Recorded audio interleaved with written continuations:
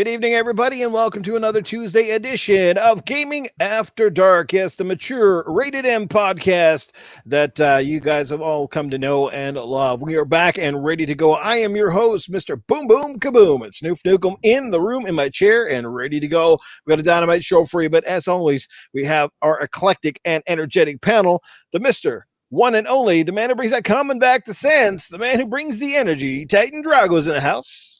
What's up, everyone? This podcast will always be brought to you by one of the and only G Fuel. Once again, if you haven't tried it yet, Titan said to try it, and you know what? I will not lead you wrong. I'm not a troll. I'm really not. You know, I care about everybody. The flavor of this week is sour blue chug rug. Okay, now it's a sour blue flavor that's going to give you a kick. So try it. It's going to kick you in the face, and you're going to like it. All right, better than getting kicked in the face by me. But other than that, I finally beat Resident Evil 7, Noof. I had to beat that game before I even thought about buying Resident Evil 8 because let me tell you, like, freaking Twitter is like the flood of RE8 clips and opinions. Yep. It's absolutely overwhelming, and I'm like dodging them left and right. It is pretty crazy. Spoiler alert all over the place on social media. Jesus. It really is. So I look forward to getting into that game almost as much as I'm ready to start the show. Let's do it. Absolutely. And also on standby, the man who certainly is definitely brings plenty of charisma as one of the loudest guys in the room. Great opinions and always ready to go. The one, the only, the middle-aged game guy. Yes, well, good evening, Noof Nukem, Titan Drago, Cerebral Paul, and of course, our wonderful chat guys. I am the middle-aged game guy. I'm excited to be here tonight, and I want to give out a special thank you, of course, to Noof Nukem for putting me in his community spotlight on Sunday. It absolutely warmed my heart, made my entire day, almost made my wife cry, and I'm not even kidding, man. So thank you for that, man. I really appreciate you. Love all the work that you do. Love you as a friend. As a friend, take it easy, folks. So anyways, guys, we got some great topics for you tonight. We got some great laughs. We got some great things coming. So everybody, let's get right into the show. You know, and before I even had a chance to really consider who I was going to have on for guests this week, obviously, if you heard last week's show, Titan put out an open challenge. If anyone wants to challenge him on Dragos Corner, then speak up, speak loud, and drop your name in the hat. And boy, it didn't take long for our next guest to put his name in the ring. The one, the only, Cerebral Paul, the man who's got the smile and the wit bigger than a tit. Yes, he is ready to go. And I got a feeling Titan's going to have his mouth and hands full tonight with Cerebral Paul. Should be a good show. Before we get into our topics and all the rest, guys, big shout out to everybody and amazing chat here as always. We got a couple of super chats we're going to get to right away before I forget them. And the one, the only, Doggy Dog. I knew I heard the dog bark. $1.99. Good evening, panel and chat. Well, good evening to you, Doggy Dog. Thanks for being here. Hey, and one of my best friends in the real world, Mr. Ryan Galloway, is in the house, back from working some night shifts. He drops $20.99. I'm back listening after missing 3 weeks. Happy to be back. Well, Ryan, it's good to have you back in the chat. And most importantly, bro, I can't wait for COVID to be over so you and I can go hang out and shoot the breeze, have a beer, watch some hockey, all that good stuff. Yes, playoffs are just around the corner. Super excited. All right, man. But anyway, let's get the show on the road. We got a lot of good people in the chat already. See, the doctor's already in the house. He must have appointments tonight. Crazy Greek dude, Assassin Lupa. Wise Old Gamer's back. Hey, haven't seen a Wise Old Gamer in a while. Yeah. Hey, your favorite is here, Mag. You got to say. I love that dude. Wise Old Gamer. Nice to see you, brother. Nice to see you in the chat. Yeah, your buddy JD's in the house. What? He is? I didn't see it. Let me scan. Joe Dunmore. Hey, what's going on? We got a great show. Hey, we already got a great show. Monster 530 hanging out. Caper Grant. Caper's been playing a lot of community game night with us lately, and he's loving it. If you want to ask someone about the value of community game night and what it brings, make sure you ask Caper because he's new to it and he's been loving it, and we're happy to have him. Casket Repair, my brother, how are you? Good to see you here. Like I said, Doggy Dog is hanging out with us. Fastback's in the house. Our NLG brother right there. What's going on, Fastback? HTK 360, another NLG brother, is in the house. Woo, we got a good crew. We got, hey, Cool Cat Terry is in here. Hey, I think we know that girl. What's up? Yeah. Dave Folker, what's going on, Dave? How you doing? We got Pang 911. Call 911. Free Jack is hanging out with us. My good buddy Free Jack. We got to hang out soon too, bro, and maybe play some Sea of Thieves again. Good stuff there. Yes, Tool Man. We got Dre Venero, Timothy Dixon, you name it. First one, Toolman. Who else we got going on here tonight, guys? Wow. Did you name Ryan Galloway? Did you name him? I did, yes. Axel's in the house now. Axel 1324, Spider-Man 356. Prophet is here. Prophet was on the show recently. That was good stuff, guys. All right, I think we've caught up with just about everybody. So real quick, Coffin. I hope you have a casket repaired for Titan because he's gonna need it tonight. I'm just saying. All right. Wow, Save it. It's happening. Save your ammo. Somebody dude, I got more ammo than you could deal with. I don't know, man. I dealt with the T800 and all his ammo. I don't think you're packing more than the T800. Oh yeah, I am. All right, let's move right along. First topic of the night, as well, a game that's certainly been very popular in social media. Obviously, a lot of people are playing it. Apparently, it's shipped over 3 million copies already, so off to a good start, at least shipping wise. A lot of people playing it.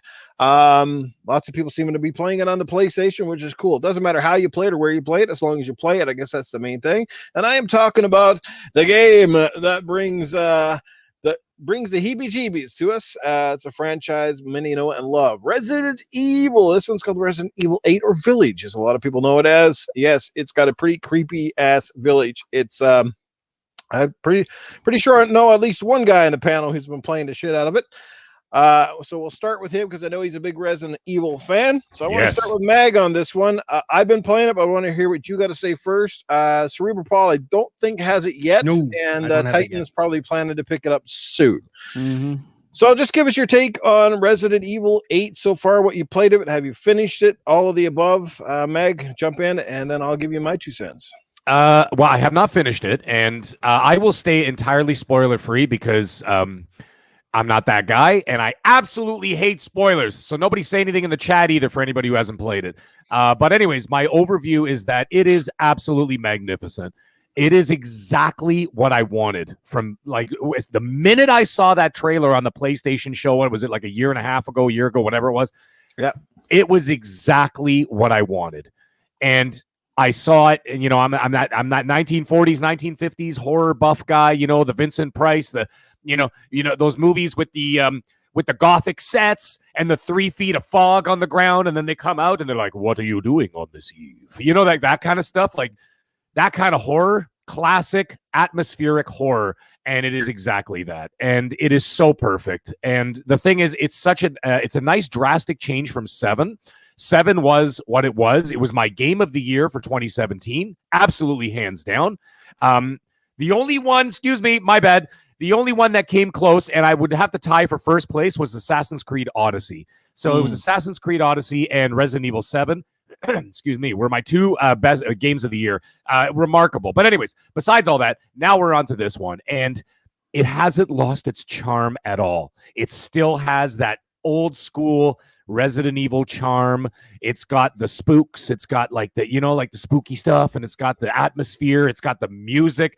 I mean, there are moments in this game where, like, just a single note from like a double bass, like just doing that, as it's like you can hear like the bow grinding on the instrument. It literally sends shivers up your spine because shit's about to go down, right? Or something's waiting for you around the corner, whatever. Yeah, absolutely magnificent. The writing is good. The acting is good. The dialogue is outstanding. And the characters are really, really well done. They're really, really good. I love them. I mean, Lady Diminescu. That's how you say it, by the way. Diminescu. I had to actually look it up on Google, and the Google Translate, and then they actually play like the audio, and it actually is pronounced Diminescu. So, Lady Diminescu. She is remarkable. I want to sleep with her. She's amazing. I mean, her ass is right at face level, so it's perfect. But anyways, yeah, it's in all seriousness, it's a magnificent game. I like to soak in my Resident Evil games, especially first run. I like to soak them in. I like to drink them slow like a fine wine. I am 9 hours in, and I'm only 2 bosses deep. And my understanding is that there's 4 specific little bosses, whatever, or big bosses.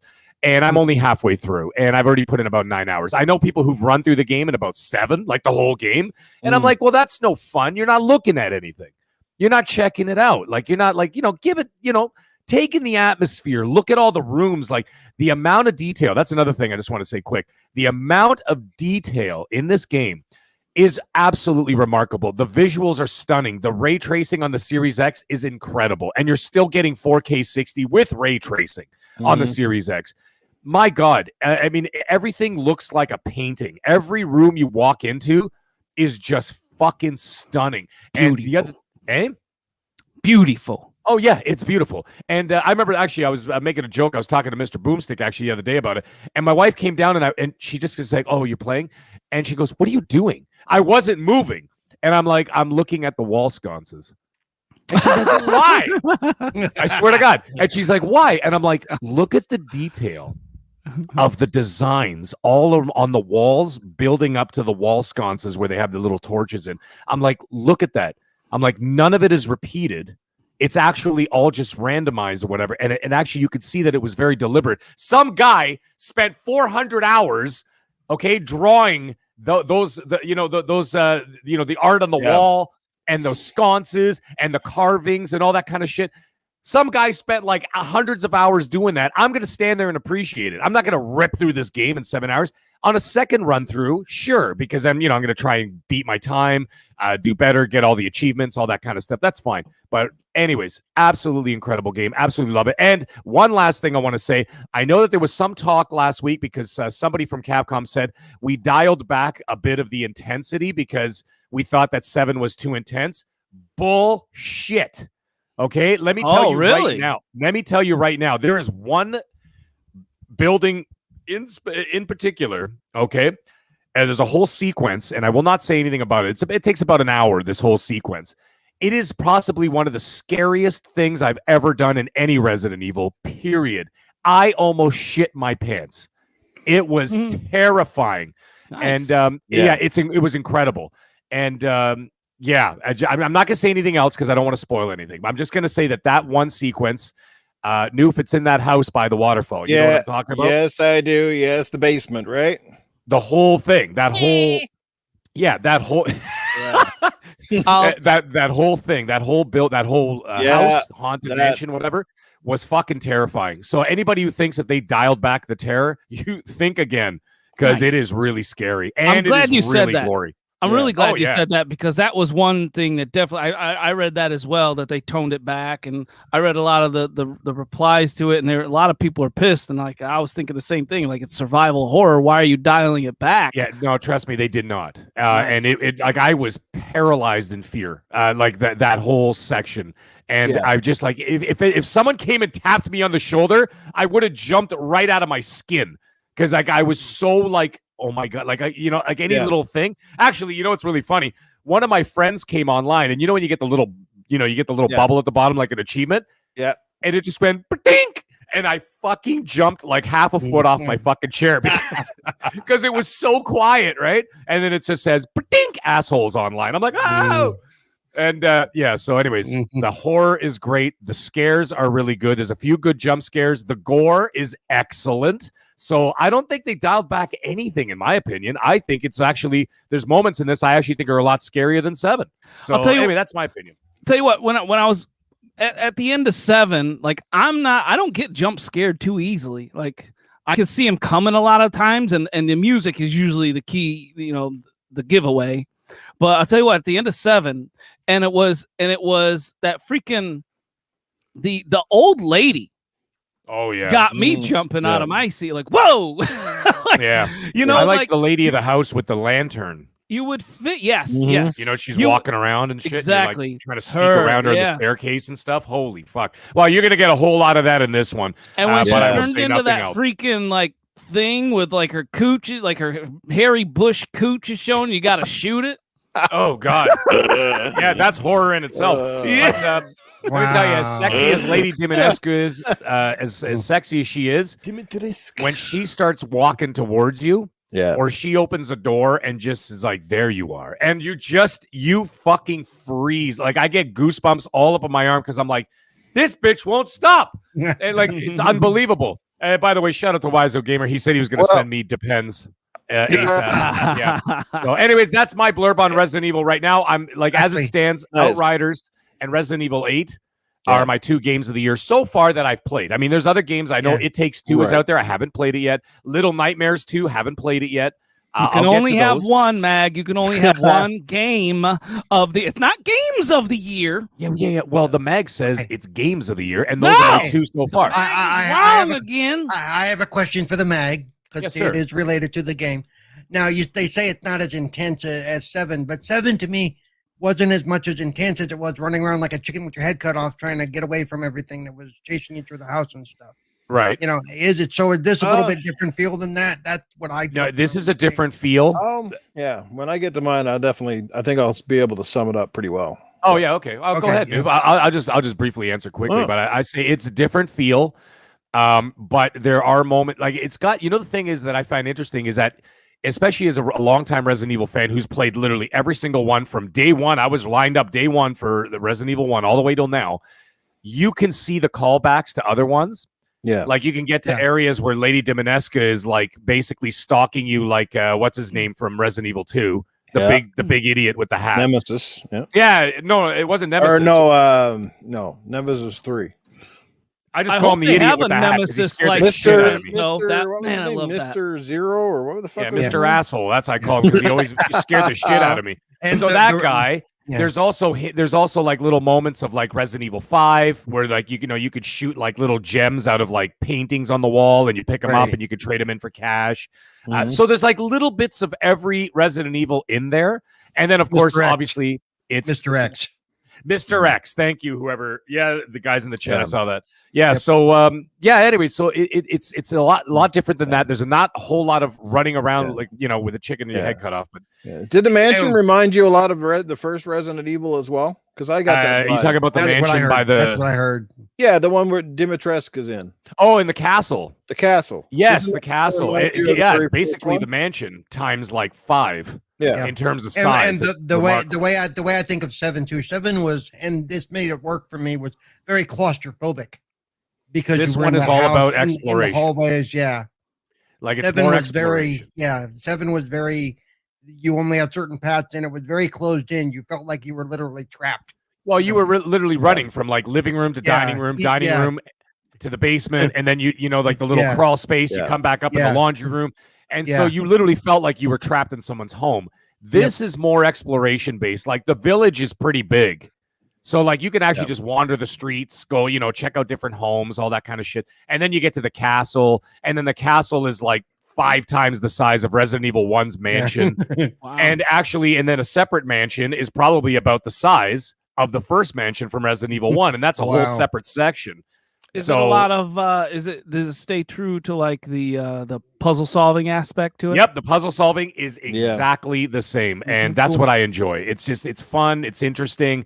You have to like look at paintings and stuff, and you're like, you son of a bitch. Like there'll be a clue like in a painting or something, and that kind of stuff. So it is remarkable. Anyways, I'm going to shut up and let Noof talk. Yeah, a lot of the rooms will have a piece of paper or something on a table, and that's essentially your clue as to what you need to look for and find throughout that. There's some very genius puzzles in there, and they're not that hard, but it's like one of those things, they're so simple that they're complicated because you're probably looking to fuck right at it, and you're just like, huh?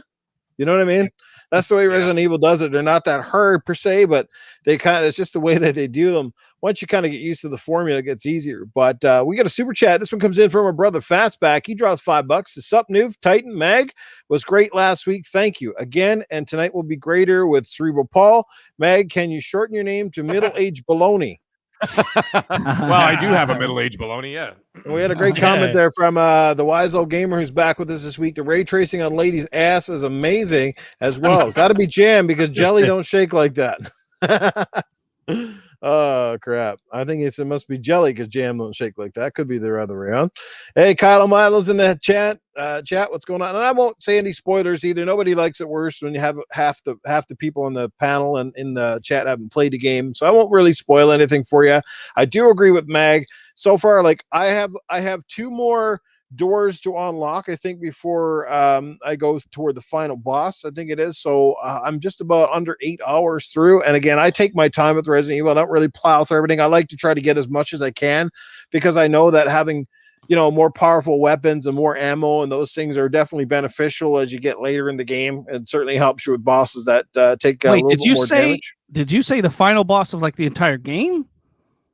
Yeah, I'm almost there. Wow, are you sure? Because I thought I was there when I was on Resident Evil 7, and it kept going and going. Well, I had a friend who finished this one, Resident Evil 8, in 8 hours.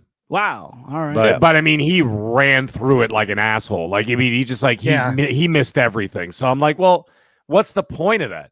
I'm like, did you even enjoy that? Like, he goes, oh, the game was amazing. And I'm like, well, you missed half the shit. Yeah. You know what I mean? So I see both points to that. I often want to roll through a game as fast as possible. Like, it just depends. Like, I don't know. Sometimes I want to roll through it just to like get it over with. And then sometimes like because like I don't think I've like ever wanted to explore really since like Elder Scrolls, like Oblivion or maybe Skyrim. Like, I love the exploration and the side quests that you could get on those. Like, I don't know if Resident Evil 8 is going to be one of those games that like I'm going to want to explore. Maybe I'm wrong, but I get the feeling that I'm not going to get that. And probably it's because of like, well, what am I going to be exploring? Like, what's to explore? Is it? I guess I just got a lot of questions about this game. Like, do they leave a lot of like questions unanswered out of the like story path? I guess I'm asking. Well, my thing is with exploring in a game like this, even though I haven't played this game, this is how I approach all games like this. Take it slow and easy, because personally, I like to, I'm not necessarily an achievement whore, but if I go slower and I look everywhere and I grab everything, I'm more likely to grab some of those achievements on the first time through and not have to worry about it if I do a second playthrough or whatever. Right. Yeah, like I said, so far, though, guys, from what I played of the game, look, here's the biggest difference between 7 and 8. I don't find this one to be quite as claustrophobic. I think Paul already mentioned that, just because there is a little more open area. When number 7 was pretty much like, I mean, the house was almost the start of the show in number 7, right? I mean, playing against the Baker family and going down in the basement and kind of the backtracking and in the yard.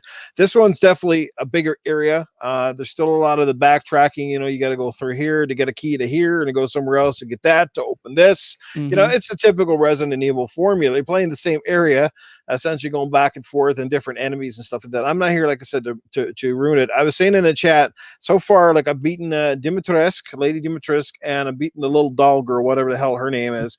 Now I've got to beat Moreau and Heisenberg. And then I think it's the final lady, whatever the hell her friggin' name is, the one that they're, that sort of thing. But like I said, if you're familiar with 7, you're going to pick right up and feel very at home here, because its controls didn't change. One of the big changes I think they made with this game that I really like, and maybe you can comment on this, Mag, is the inventory system. While similar, they made it faster. Like now with when you're trying to combine stuff, now it's just kind of like a one button and everything just automatically kind of goes together. They don't, like before, it was a lot of the get the red herb, get the green herb, get another herb. You know what I mean? And a lot of times it's confusing. It was like, what the fuck is this? A chemistry set in the middle of Resident Evil? Like I got, yeah, that drove me crazy. That drove me crazy. Yeah, they don't have that much now. Also, what about inventory management? Because that kind of pissed me off in the 7. It's much easier. It's like, I got all these fucking keys. Like fucking they keep giant it separate ass keys in my pockets, taking up my whole damn inventory. Yes, they keep it separate now. So they actually have a separate subsection called, no pun intended, I think it's called key items.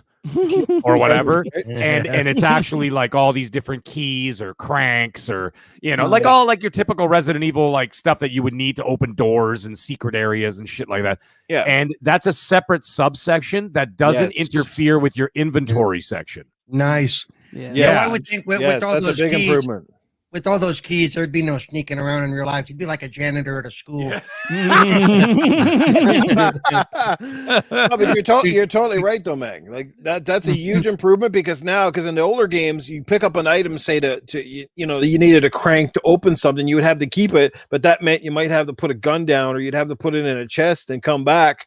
Now they got rid of that stuff. Now you start out with more inventory slots, plus you can move them around into different spaces, and throughout the game you get a chance to buy a bigger I think there's at least 2 different suitcases, so to speak. So that ups your inventory quota altogether, so you can have quite a few guns in your inventory, which is awesome in this one.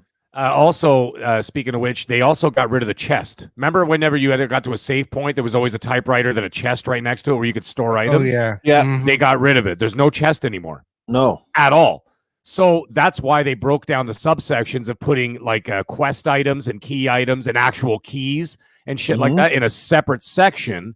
And then the inventory, like your suitcase, so to speak, is literally just for weapons, ammo, and your whatever it is, the health potion stuff. Because they got rid of the you could get the herbs, but you have to craft them with other things. You have to pick up like little parts and shit, kind of like a Last of Us or Last of Us 2, you know, like you pick up little things, then you could craft like med kits and stuff like that. So you do those things, but so like I said, the inventory will only hold your med kits, your ammo, and your guns. Period. That's it.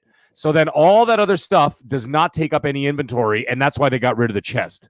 So it keeps the game moving, and you're not sitting, you know how sometimes in Resident Evil you get to a chest and you're like, fuck. And then you start, like, it's like 40 fucking minutes. You're cycling through this, trying to get, your, maybe I'll take this ammo and I'll leave this ammo behind. I'll put this gun here. I'll take this one behind. It eliminates all that. So my thing was in 7, you got this giant black fucking slow ass monster crawling at you, and it's like, oh shit, I got hit by it. Like I gotta get my med. I gotta open up my inventory. There's no like quick hot. There was no hot button. Just like take a med.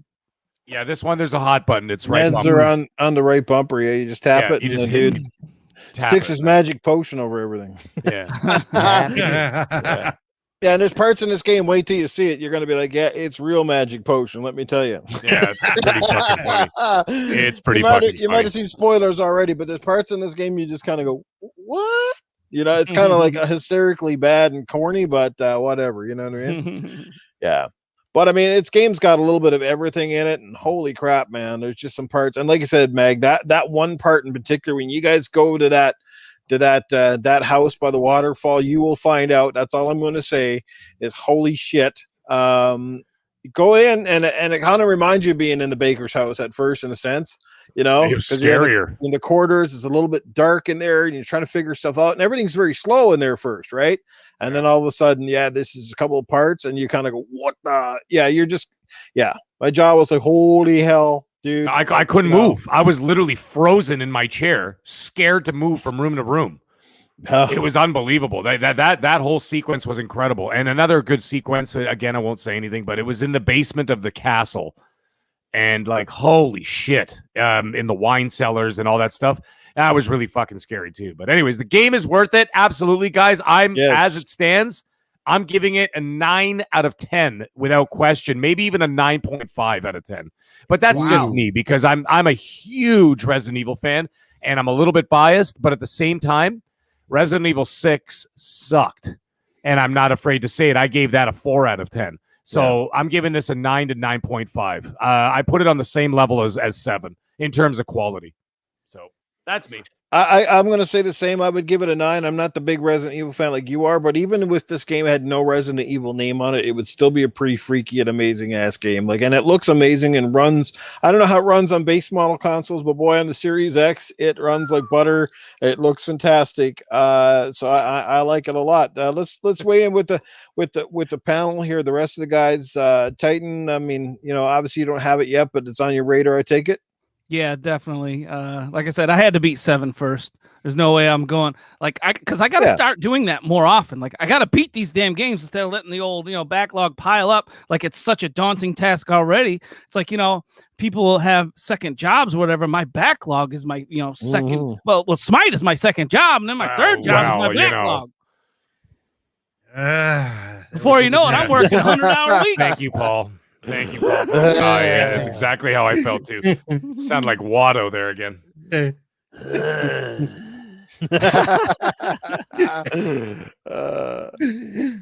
ahead, guys. Take the floor. Resident Evil 8. Like we had this discussion on the weekend with Good Morning Xbox, and but the what I brought up on the weekend is we were talking about it just about the game itself, because most of us hadn't played it, and I'd played very little by the time Sunday rolled around. But I was asking, like, how big and how cool has it been that Resident Evil took a huge risk by going in the first person view route. And some people absolutely love it. Some people absolutely hate it. But I mean, outside of God of War changing sort of from that third person kind of sort of semi top down view to, this is one of the biggest risks in a franchise history that we've seen. I mean, this is what people say. You hear all the time, Gears of War is getting tired. So like if Coalition did something like that with Gears and went first person, like Resident Evil did it.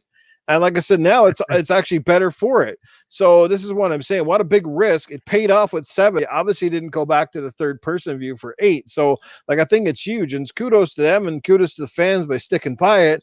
I mean, how do you feel about that even? You know what? Yeah. And shame on those fans that like hated on the game just because it went first person and changed its direction, like, God, that shit drives me nuts. That's like the gamer that just wants it his way, or there's no other acceptable way, right? There's change, positive change can't happen. Well, this is, the exact reason that, developers can take a risk and they can be successful. If you're a good development team, man, I'm all about, hey, man, take all the risks you guys want, right? Halo Infinite, it needs to take all the risks that they can. 343, I do not think they're that good of. I think they're overhyped as a developer personally. I haven't cared for any Halo, like I haven't been ecstatic for any Halo since they started developing them.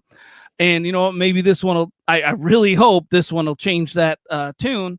But I'm gonna also tell you this, they this is getting off topic, but the Halo developer was mentioning an update in the summer.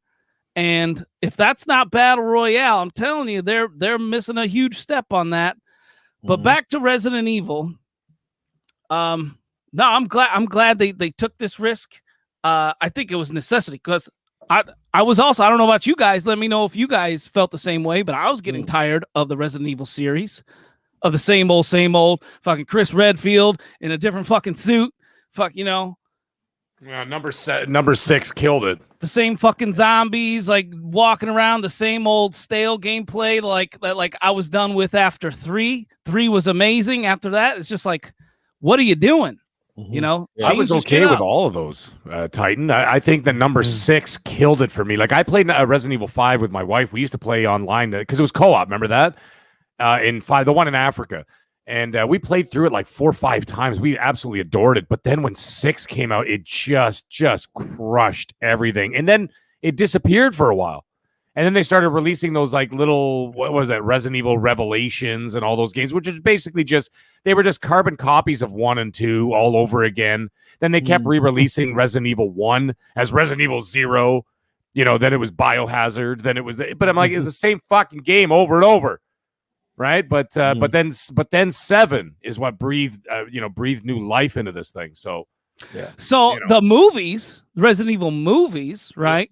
Yeah. They ran their course. I wonder if they could do like a reboot of the movies with like maybe like this. Netflix is doing it. Just watch the animated ones; they're really good. Well, what did you say, Mag? Netflix is doing a Resident Evil series. Is it gonna be like jump scares kind of thing? Like I don't know. I don't know anything about it.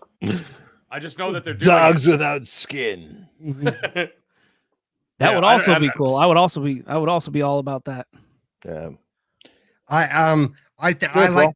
We talked about it on Sunday. I like the idea for a horror game. I think first person works best because it makes you feel like you're in the story. Mm-hmm. You're not watching somebody else do it. This is you. This is. So I think for that reason alone, I like it better. I admit I haven't played Resident Evil since probably seriously the original like old Resident Evil 2 back on the 360, if not before that. I mean, we're talking years ago, and I haven't played all. I did try the 6. 6 I couldn't get into. 6 was not good. 6 was, I think, tried to be too many things. That's the problem with 6. Yeah. They tried to be an action game. It tried to be a horror game. It kind of felt a little bit like it was trying to please too many different groups of people to be successful. And then they just like, yeah, we got to change it up here. And like I said, it was a gamble, but it paid off.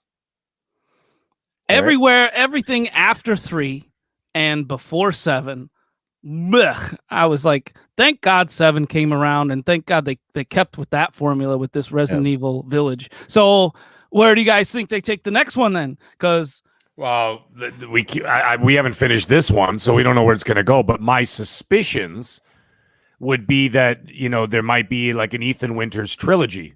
Right, so they'll do like a trilogy of like a first-person Resident Evil, and maybe after that they might go back to traditional third-person, right? Well, hey, what did you think of the end of the first one? Or sorry, Resident Evil 7. I'm talking about the end. Oh man, I don't even really remember what happened at the end. But I mean, Chris Redfield actually picks you up and saves you in the umbrella chopper. Right. Yeah, that's right. Well, like it's just I can't really talk about it. Yeah.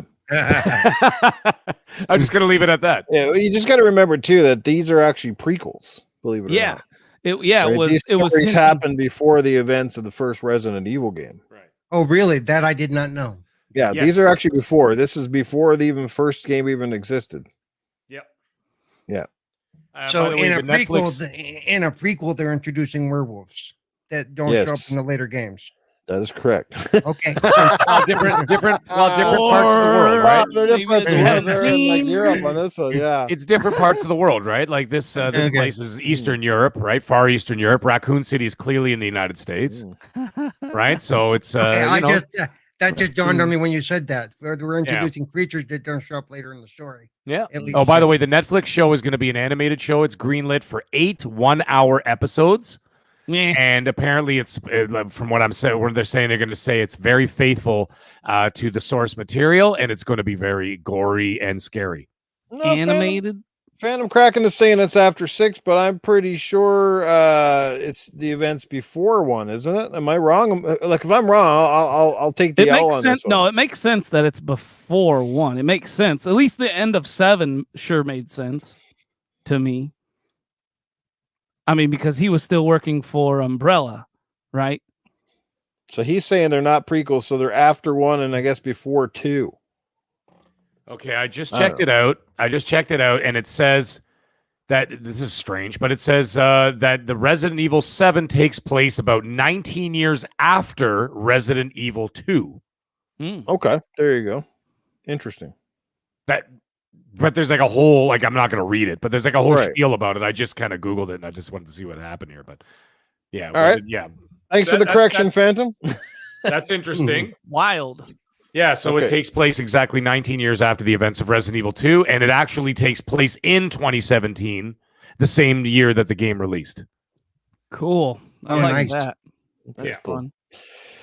Well, they don't want to beat this one to death, guys. I mean, like I said, it's coming out. I'm sure this game is going to be wildly successful. Now, one thing that kind of shocked me a little bit is I've noticed, some Resident Evil. I mean, I guess, like I said, as long as the game is selling, it doesn't matter where you buy it. But some, typical Xbox guys had it on PlayStation 4. I was like, or PS5, PS4, whatever. Like, so it was like, that's kind of weird. I mean, I picked it up immediately for my Xbox because that's where I buy all my third-party stuff normally. So I don't know. Like I said, at the end of the day, because we're hearing some stats coming out of Europe or something, or the UK, that apparently it's something like, and this is just for physical copies, as far as I can tell, that like 80% or something of physical copies are pretty much on the PlayStation platform. So that's quite a lot. Like, so why is PlayStation you can't say it's just because of the marketing rights. So why is the PlayStation dominating so much with this game? Is it just because Resident Evil is sort of synonymous with PlayStation, or is there something I don't know? Like, why is it so lopsided? Or is it because my theory is that half of the Xbox population are going, I'll wait for it to come to Game Pass. All right. Well, you got to give that. You know what? Because I understand that, because I'm one of them people. I don't think, I'm not going to wait for this to come on Game Pass. I'm going to get it. But, like, you got to let that run its course. You got to let them, at least give them at least a couple months, right? Like the initial sales, I feel like the initial sales on Xbox are they're going to dip a little bit, right? But they're gonna pick up after that initial, release or whatever. When people see that it doesn't come to Game Pass after a month or so, right? And didn't you just say physical sales? Yes, it was physical. Yeah, I almost feel like that's not even fair anymore. I think Xbox as an ecosystem, we're getting kind of spoiled by the whole digital thing. Yep. Let's run some numbers right now. That's exactly what I was going to say. Give me a 1 in the chat if you buy digital. Give me a 2 in the chat if you buy physical. Okay. And I'll run these numbers and I'll get a rough percentage, and then we can use this small base as kind of a. Yeah, I was going to say the same thing that Cerebral Paul was saying. I'm like, the PlayStation is synonymous with physical media because a lot of people do not trust the Sony online system and don't put their credit cards on there. And a lot of people buy physical for Sony, including a lot of podcasters and YouTubers and all that kind of stuff. They will not buy digital on Sony. Right? No, not after what happened a couple of years ago. Exactly. That's a bit of a skewed sort of like statistic, right? Like it's almost like you're purposefully angling it towards Sony. Like, see, everybody buys it. I'm like, nah, don't be an asshole. Because that I think there was a statistic. It was saying like 70, I think it was over 70% of Xbox sales are digital. Okay. Xbox software is purchased digitally. Yeah, so we need to see those stats at the end of the day too. We need to see that number.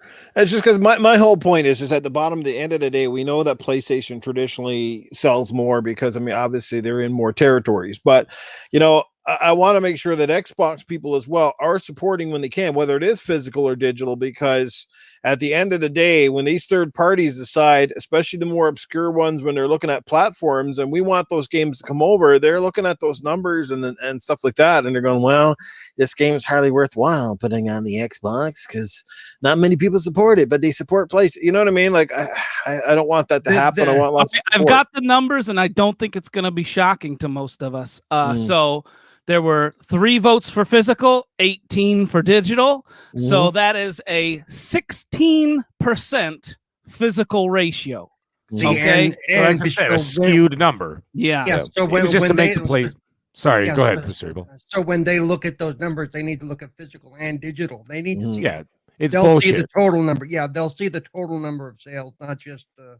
So this will be a little shocking, guys. That as of this year, 83% of all computer and video games are purchased digitally. Yeah, so 83. I thought it was 70. And that runs literally perfect with the numbers we just ran that I just sprouted off. 16% physical. That's crazy. Yeah, so 17% are bought physically. So this is just one of those fucking articles by one of these guys trying to, trying to push their PlayStation agenda. That's all. Just a bunch of bullshit. So, when they we're in the year 2021, people. Let's leave the physical sales numbers. Let's put them in the drawer and lock away the key because that shit is fucking new. I couldn't believe it. Fucking dinosaur shit. Okay. I was actually shocked. I thought because the last time I checked, it was a while ago, but the last time I checked, it was just over 70%. But as of now, it's 83%. That is ridiculous. And I would imagine that the pandemic had a lot to do with that. Oh, yeah, and it's just people weren't going to the stores and shit, so they're just buying it from their fucking couch. Why not? I cannot tell you how many times I get on my Xbox dashboard, and it's like on one of those tabs, it's like fucking spring sale because it's Friday sale, fucking add-on sale, DLC I saw that sale. Today. The DLC sale. I was looking through there to scan to see if there's anyone I wanted to buy. Yeah, that's true. It's easy. It's efficient. I totally get it. I don't know how many times I've been tempted, and then I go, no, I want to go and get the disc copy. So well, the pandemic has been, that closed a lot of stores. I know the US is opening up and stuff, but Canada's not. I mean, we're screwed up here. We can't get any, we're slowly getting vaccines and stuff, but like everything's still closed here, man.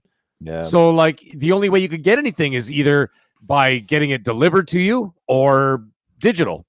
Yep. Right? And people are just be like, fuck Amazon. I could buy it right now. It's right there. Click. You know what I mean? I do every once in a while. I will buy physical from Amazon if it's a game I want. It's an older game that's on sale that is not on sale digitally, but it is physically. Right. Gone mad bringing back the Britney Spears, eh? I like it. Anyway, boys, Resident Evil's out. Go support it. Pick up a copy, whether it's digital or physical. Just support the game if and when you can. It's not coming to Game Pass at least anytime soon. I suspect if Sony's got anything to do with it, and some of those paperworks are true, so you could be looking at least a year, maybe longer. Who knows? But we'll see how that goes. In the meantime, like I said, if you do miss out, if you're a Resident Evil fan, you need to get it. If you're just not really that big into it, I get it. Maybe wait till it drops, and I'm sure it will. You'll be able to pick it up at some point for much cheaper, all that stuff. But support it when you can, because it is a really cool game. I think you'll really like it. Let's get into the next topic.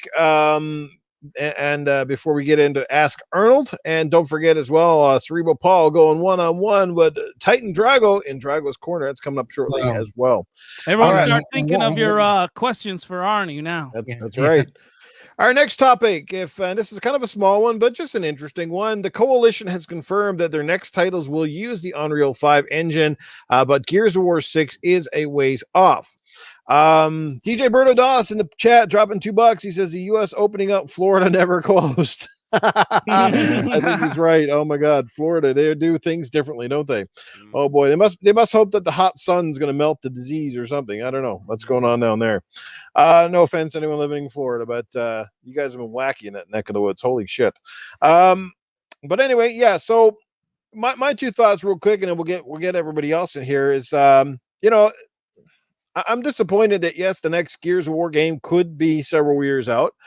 I'm really in no rush for one. As long as the next one is great, that's what matters most, is that they make a fantastic sequel to number 5 and make a fantastic number 6. I hope they go back to the name Gears of War as well and get rid of this Gears, which just sounds absolutely asinine to me. I don't know why they shorten it up, because it just takes that edge. Oh, Gears of War, that sounds mature. That sounds like Gears of War, but Gears, what the fuck is that about? Like, is that a racing game? Like, what the fuck? Gotta turn the gears, man. So I don't like that crap, and I think hardcore Gears guys probably don't either. I'm sure if Crispy Bomb's in the chat, he might have 2 cents on that too. But Crispy Bomb, the only guy I know that turns every conversation on a podcast into a Gears of War one. Somehow he always brings Gears into it. It's hilarious. But anyway, yeah, I don't think anybody's really shocked with this. This announcement that they are moving over to a different engine. I guess the downside is, depending on how far along they are with the engine, that does mean that Gear 6 could be quite a ways out. But the good news is, if any developer on the planet right now knows how to use Unreal Engine, it's people at the Coalition. They've certainly been one of the few people that take an engine and sort of maximize most of its performance outside of, Epic Games, who obviously knows Unreal Engine very well since they make it. But, outside of Epic Games, Coalition's got that stuff down, man. So, just how do you guys feel about this? Do you think there's any positives, negatives, et cetera, et cetera? Let's get the guests take it off on this one. Cerebral? I think, a person who I will not name has been arguing with me about this. He's like, we won't see another Gears till like 2025, 2020. I'm like, dude, it's not like they're starting raw from today. Okay, they just made the announcement, and because it's not like they're starting the game from scratch. Most of the work has probably been done as far as the pre-production stuff goes, and even probably some of the production. So I'm looking, and he's like, well, they're not going to show anything at E3. Well, that's because they don't have anything enough in the new engine to show at E3. That's not shocking. That shouldn't surprise anybody, So I think it'll go a lot faster than people think. And like you said, the programmers, I've done some programming, and even if I've never used a language, I can understand enough of pretty much anything I look at to know what it's doing. It's not like they're having to learn, after knowing English all these years, they're having to learn Mandarin overnight. It doesn't work that way. Yeah. So I don't think it's going to be as long as people think it is. Well, how do you feel about the speculation that the Coalition is actually working on another project as well? Isn't that the other Star Wars project, or is that something else? There's rumors of Star Wars, but there's rumors that it could be a Star Wars project, but we don't know for sure. But I'm quite interested to see. Obviously, they're a bigger studio. They've expanded a lot. What would you like to see from the Coalition? I would love to see a Star Wars title. I would love to see them take on a Mandalorian type title. Because they would do kick ass with it, really. I think, and like you said, they're a big studio. They are, and depending on where each project is in production, they can shuffle people around, Yeah. It's not like, because, yes, you have programmers and graphic artists, and they work on one part, and they have, other people that work on other parts. Well, some of those other parts get done or get in a hiatus type of phase until other parts are done as well. So instead of having those guys sitting there twiddling their thumbs, hey, come work on this while they're getting the rest of it up to speed. There you go. Some facts in here from Wise Little Gamer. So if Jeff Grubb who's usually in the know on a lot of this stuff, if that be the case, they're IGN not. So confirmed that today too. I think they were saying that they're not working on a Star Wars game, but they are working on another IP. Right. Cool. All right. Anybody else want to take in on this subject? Like I said, it's not a very large subject. It's just that they're moving to a new engine. That sort of stuff. Yeah, I gotta disagree with Cerebral Paul completely here. The Unreal Engine 5, it's going to be like a true next-gen experience, okay? Now, the crazy part that, like, Noof alluded to was they're the masters of the engines they're working with now, right? So they've got everything Unreal 4 down to an art. But where I got to disagree with you, Paul, is, learning that new engine, there's going to be new tools. They got to learn the limits, the capabilities of the software that now go along with the new hardware. Yeah, right. But that's their job. It's not like they're walking. It's absolutely their job. That's what they're built to do. Yeah, but you can't. They're not fucking magicians. They don't fucking just make shit appear out of nowhere. It takes time to learn new things. No, but again, some of it is going to be very much the same, dude. It's. There's just going to be more to the engine. That engine is going to be so much more capable, and that's the thing. But if you think these guys have been sitting on their hands for the last 2 years, and then all of a sudden they made this announcement, like, they've been working on Hive Busters for the last 2 years. No, please, I can guarantee you they've already started dipping their hands into the new engine before they ever made this decision due to the Switch. I'm going to tell you this right now. There is a 0% chance a new Gears releases before 2025. And I mean 0. I will bet you on that, old man. Let's get it right. All this common sense crap, and you're tucking out your ass. Okay? Dragos Corner already started. Not only are they still working around the COVID situation, but there's going to be so much more work to do. So you're saying it's going to be. So you're saying new engine comes. You're saying aside from all the time they've already had to do some of the story work and all that, the storyboarding and the writing, that they need an additional 5 years. I'll bet a good amount of that is. I'll bet a good amount of that is completed. Late 2023. I bet you it's completed. I'll bet a good amount. That stuff is completed. Even if the storyboarding and stuff is completed, which I don't think it is, but even if it is completed. Like, learning a new engine is a daunting task, and no one, and I mean no one, and not on top of just the Unreal Engine 5, but the Xboxes, which they're definitely going to be taking advantage of all of the Xbox software that the Xbox Series consoles gives you, right? All of the tools that the PlayStation fanboys made fun of Xbox for, they're going to take advantage of those tools, and we haven't seen any of those yet. You haven't, but that doesn't mean they haven't, okay? I think 2023. Yeah, so do I. I think the end of Christmas 2023. I'm going to disagree. Actually, with Noof and Cerebral Paul. I'm going to go with Titan on this one. And I have a feeling, the reason why is I have a feeling that they're going to launch that new title, whatever the hell they're working on. I think they might launch that first. Well, and then possible. Gears after, and give Gears some time to breathe. I mean, it's been every 3 years. We've been they like clockwork.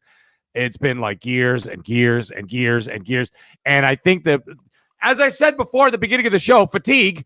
I think the Gears fatigue is kicked in. We're just like, Jesus Christ. Like, I love it too, man. I've played every single Gears game, but then like we went from Gears 1, 2, and 3, and then Black Tusk /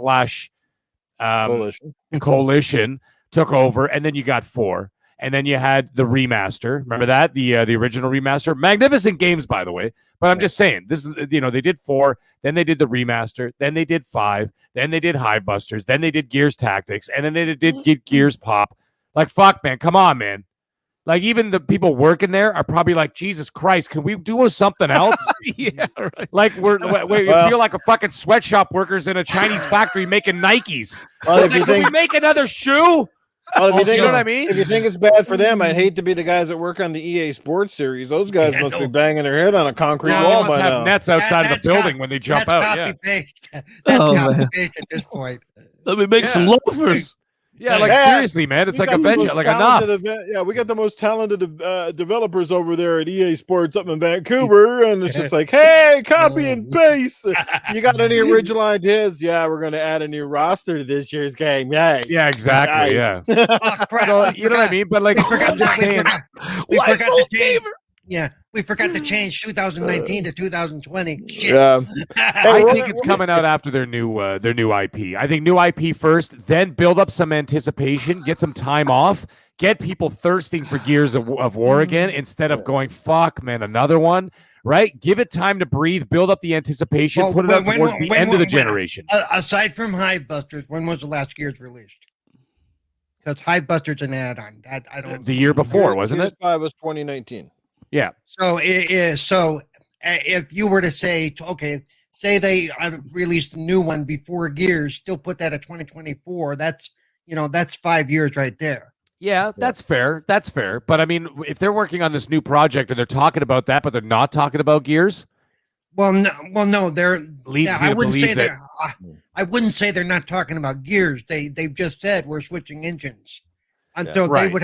they would have nothing to show. So what are they going to show? I don't know. Bunch of guys sitting at the desk working on the new engine. Yeah, Well, hopefully yeah. it doesn't take me till 2025 to catch up with my super chat. This is a good one. Royal Boyle, $4.99. What's good gaming after dark? Always here to show support to Noof and the guys. Here's to a great show. Well, thank you, Royal Boyle. Greatly appreciate it, man. Thanks for popping in. Did we get another one since that? Yes, we did. Yes, Wise it old did. gamer. Wise old gamer draws $5. Let's see what he says. Mastering tools takes time. I had the same tool for 45 years. I still am mastered using it. We should have him on the fucking show. Wow, He's yeah, ridiculous. Wise old gamer, you need to be a guest here. Yes, you've got the kind of gaming after dark humor, for sure. What's Jago saying down here? Let's see what old good Jago Kook is in the chat. Gears is Marcus, Don, Beard, Coltrane, and Anya. The series hasn't been stellar since they moved off. He does have a point. I think part of its luster was people fell in love with the Delta team, and then they changed gears completely, pardon the pun, and went with these characters that they just didn't solidify. It's not that they're not good, but JD just didn't feel like Marcus. Not perhaps that he shouldn't be, but every good game is about characters, and you either need to really love them or you need to really hate them. You can't really have that whole hum character. Like if you ask someone a character in a game and you can't really have identifiable traits about that character, then you did not hit the mark. That's the thing, right? The character and the story have got to hit home. Doesn't matter how great your graphics are. If the games are pretty much one of the most cookie cutter and forgettable, right? Hey, we got Caper Grant. He drops $5. Says great show and have a great night, guys. Thanks to you too, Caper. We'll see you soon, brother. Thank you very much. Ty TYTs, Sig Gears 4 and 5 cast sport. At least him. They got some cool guys in there. I think. I mean, Gears 5 was definitely a little bit of a step back in the right direction, and Hivebusters was really cool. I like those guys in Hivebusters because they had that Mac guy and Lonnie. There was definitely a different aesthetic with that crowd. Like they were a little bit dysfunctional and a little bit, I loved that. That was the best Gears I played since 3, in my opinion. They also changed the battle system. They gave each, the abilities and stuff, which was nice. It was wild, man. And I mean, the set pieces and shit were just incredible. And it was exciting. It didn't feel like it was dragging on. Like I felt Gears 5, it started off hot. And then fuck did it ever drag for like 8 hours. I'm like, holy Christ. Like even my wife and I have co-opted every Gears of War. And this one about halfway through are just like, I just want to get to the end. Because it was just like, there was that whole scene in the, what was that big hangar? Remember that? Where they were trying to get that big missile and all that shit? Oh, yeah. My God, it went on for fucking ever and ever and ever. And I'm just like, guys, it's killing the pace, man. And the pace was just destroyed. It was, you know what I mean? It was just, I don't know, man. It was just too slow. But then Hivebusters, fuck, was that ever good? Yeah. It's like in a movie when they feel like they need to fill time, so sequence takes 4 times longer than it needs to. Exactly. Well, and that's the thing High with- Busters was magnificent. Like the first game, that's something I think subsequent games, especially after 3 got away from. Like if you look at the first game, it had the action and stuff, but then it also slowed things down and you had that little bit of horror. Remember the levels where you kind of came in and you had the krill and you're kind of sneaking around using the spotlights, and then of course you had some really cool driving segments along.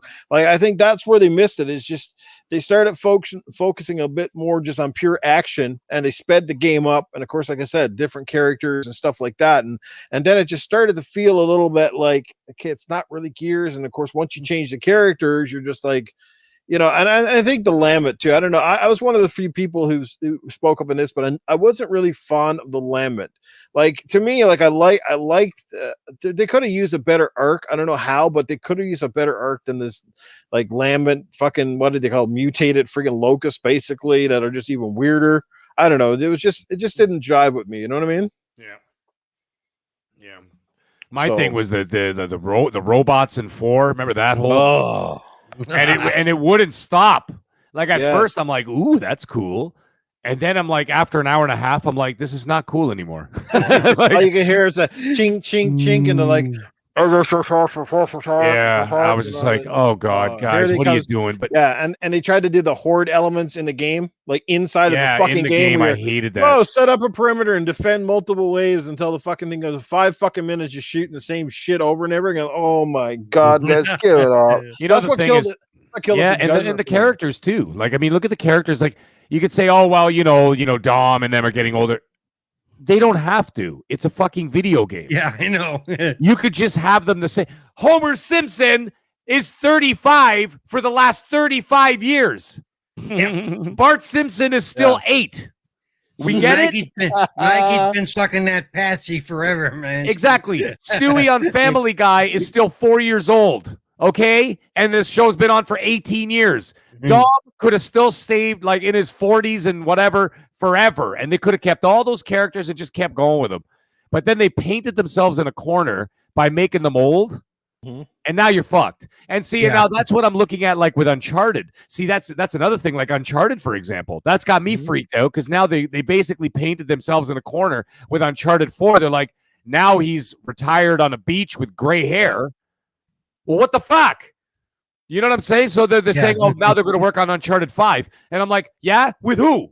It's going to be like Indiana Jones with fucking Harrison Ford. I love Indiana Jones. I love Harrison Ford. But at 88 years old, what's he going to do? Well, Mag, you know how I'd fix that real simple in Uncharted's case? You can remember at the end of Uncharted 4, they brought the daughter in. What I would do with that story is I'd have the daughter go off on an adventure, and she mysteriously goes missing and forces Elena and Nate back into action because she goes missing on some crazy search. And that's how I could easily bring that story back. That would be fantastic. Or even I would say that for the next one. And then the one after that, have old man Drake sitting in a rocking chair telling his grandkids stories. And then it'll reverse time. That would be cool. It'll be like, oh, back in 81. Yo, and Naughty Dog. This little thing here, I'll tell you the story. And then all of a sudden it'll go tell you a story. Which I hope they do with Indiana Jones, by the way. That's how you can deal with the aging issues. Yeah. Naughty Dog, if you're listening, please do one thing different. You got a game most of the time where there's 2 or 3 characters running around on screen. Make it effing co-op for a change. You're almost 5 games into the series. You haven't had co-op in one of them yet. So please add some co-op. Xbox is doing it for how many years? But you guys never do a co-op game. Don't tell me you can't do it if you're that talented. Or is it all about the graphics? I don't know. Anyway, get a co-op because I'm pretty sure Uncharted people would absolutely love to play that game with a friend. I know I would. My wife would buy a PS5 just to play on co-op Uncharted. She better get the new version. We'll get it. We'll get into that later. Don't worry. I've already had people attack me on Twitter about it. We'll get into that later. Oh, well, you better not send them my way. Don't worry. I got lots to say. I had a lot to say last night, and trust me, a lot of people didn't like it. Nice. But I have a theory. I bet I'll like it. I think I'm right. Oh, you'll love it. And I think I'm fucking right. I think I'm right, and that's why I got people so pissed off on Twitter this morning. I woke up to people. But anyway, that's a whole separate story. Sorry. All right. Any further thoughts on this, guys? Not much to say, to be honest with you. Nope. Yeah, I mean, I think we hit it all pretty good. New engine, man. I can't wait to see what they do with the Unreal 5. Like I said, that they're masters of Unreal 4. boy, oh boy, I can't wait to see them with more tools in their hands. Like, what the hell are they going to do? It's going to be fantastic. Well, if it comes out in 2023 or 2024, you're just going to have to wait till 2025. You're not allowed to play it.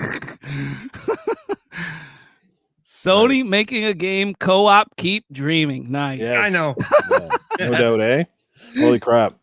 But anyway, let's move right along because we're over the halfway mark in the show, and it's time to bring in Ernie. He is on standby. So now, guys, if you got your questions ready, now is the time to drop them. We're going to need you to take 3 or 4, perhaps, and then we'll move on to the next segment. So, who on the panel or our guest has a question for the Terminator? Jack Chaos has a good one in the chat that I saw. Hey, Arnie, would you be a good character in Gears of War?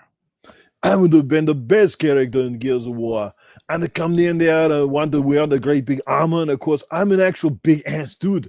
So I would be really pumped up. I don't need any of the fake muscles, like all the superhero movies now. They got these suits with all of the padding in there. It's like going back to the 80s with your mother who used to wear the bras with the stuffing inside of the shoulder pads. No, we don't need that. I am a big dude. I don't need all of that stuff. But I would have been a kick-ass character. I mean, how cool would it have been to watch a cutscene with me and my accent talking to all these guys like, screw you, grub, get back in your hole. I got one for you, Arnie. Hey, Arnie, next time you go in my corner, are you going to get knocked out again? Not the next time. I promise you, the next time I come back to you, Titan Drago, I am going to give you a verbal kicking in the nuts. It's going to be so bad by the time the war is over at the end of the show, you're going to be squeaking. That's what you're going to be. You're going to need oil for your asshole because you're going to be squeaking all the way back home to mommy. Oil for my asshole. Phantom's got one in the chat. Phantom Kraken. Hey, Arnie, if you had one chance with Lady Dimitrescu, whatever the hell that is, why would you do? Well, the first thing I want to say is she is one big bitch. She's a great big lady. She's very sexy. I like that. I like the big women, very strong, very powerful. I like it. I like her a lot. I love what she's wearing in the game. She's amazing. But if I was with her, it'd be amazing. It would be the best intercourse ever. Because what I would do there is she could just stand up and I would just be just on my knees. I wouldn't even have to bend over. My back would never be so bad, and I could lick a snatch all night long. It'll be great. She would love me for it. She would claw me back with those big ass claws, and I could get her to chase me around the house too. I would love it. Come chase me to school or whatever the fuck your name is. You're big, you're sexy, and I love it. All right, I got another question for you. Hey, it's been all these years, man, since the first Terminator movie to the last Terminator movie.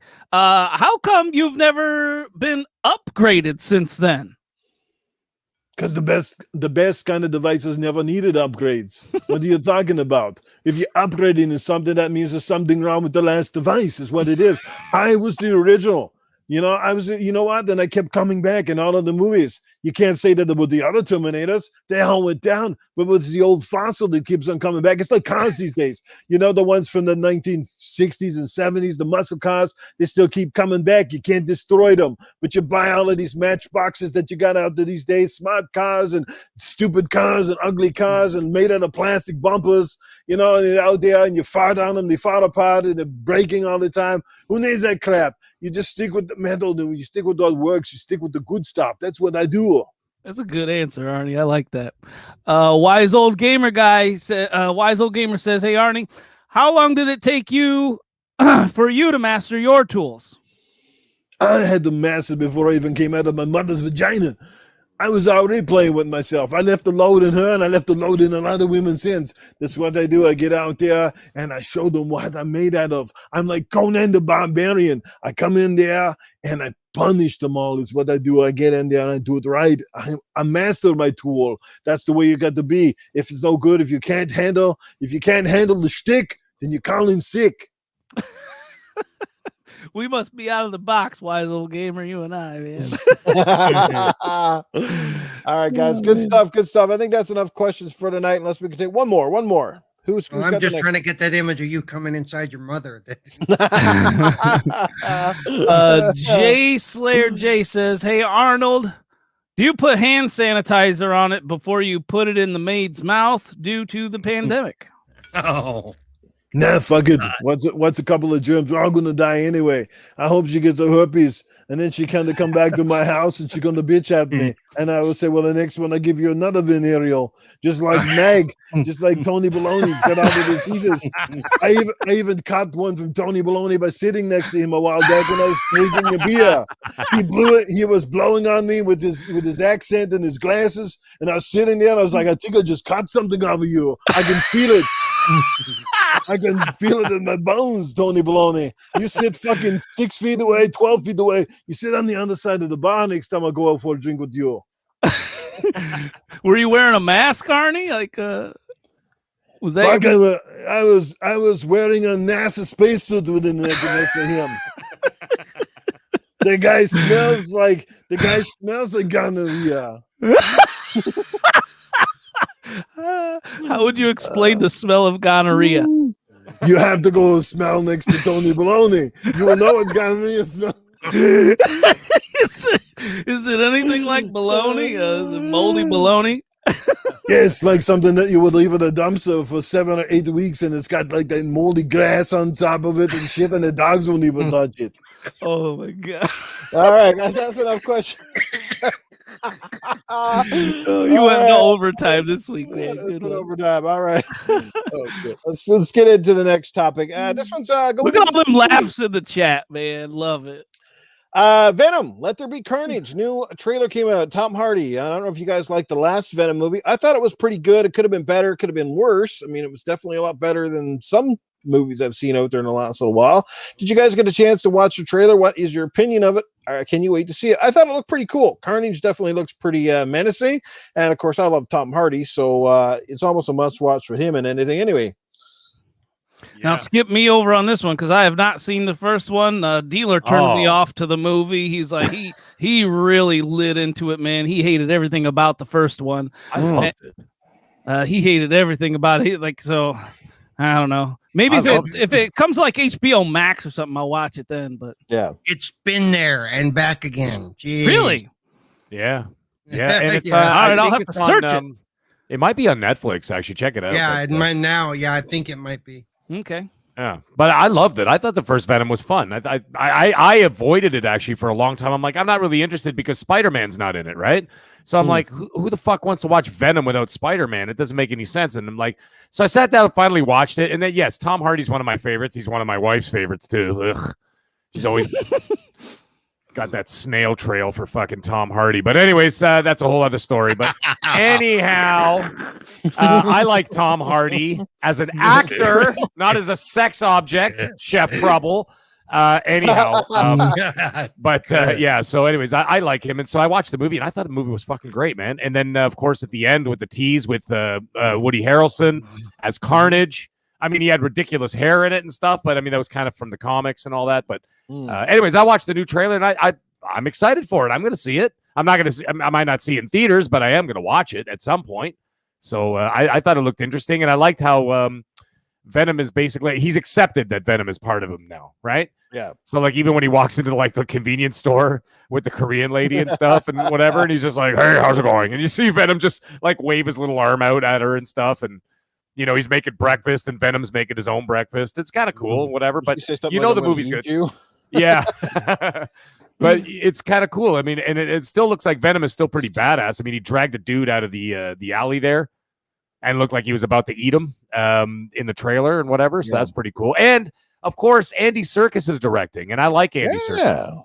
Yeah, and Andy Serkis, he can make shit dark if he wants to. I mean, he did obviously. If anybody doesn't know who Andy Serkis is, he was of course Gollum, and he's also what the hell's his name in the MCU? The guy with the one arm. He was in Avengers Age of Ultron. I think he showed up in Black Panther as well. And I can't remember his name. He was with one of the villains there. And then, of course, he directed that darker version of Jungle Book. If anybody has seen that, the one on Netflix, actually really good. So he's directing this. And, you know, Andy Serkis, he can make it dark, man. And he knows his action. So I'm looking forward to the movie. And, of course, Woody Harrelson, man. I mean, Woody Harrelson's great. Like, I can't think of a role that he hasn't done that's not, like, really good. Man, even that movie Kingpin, he was hilarious in that movie. So, you know, way back in the 90s there.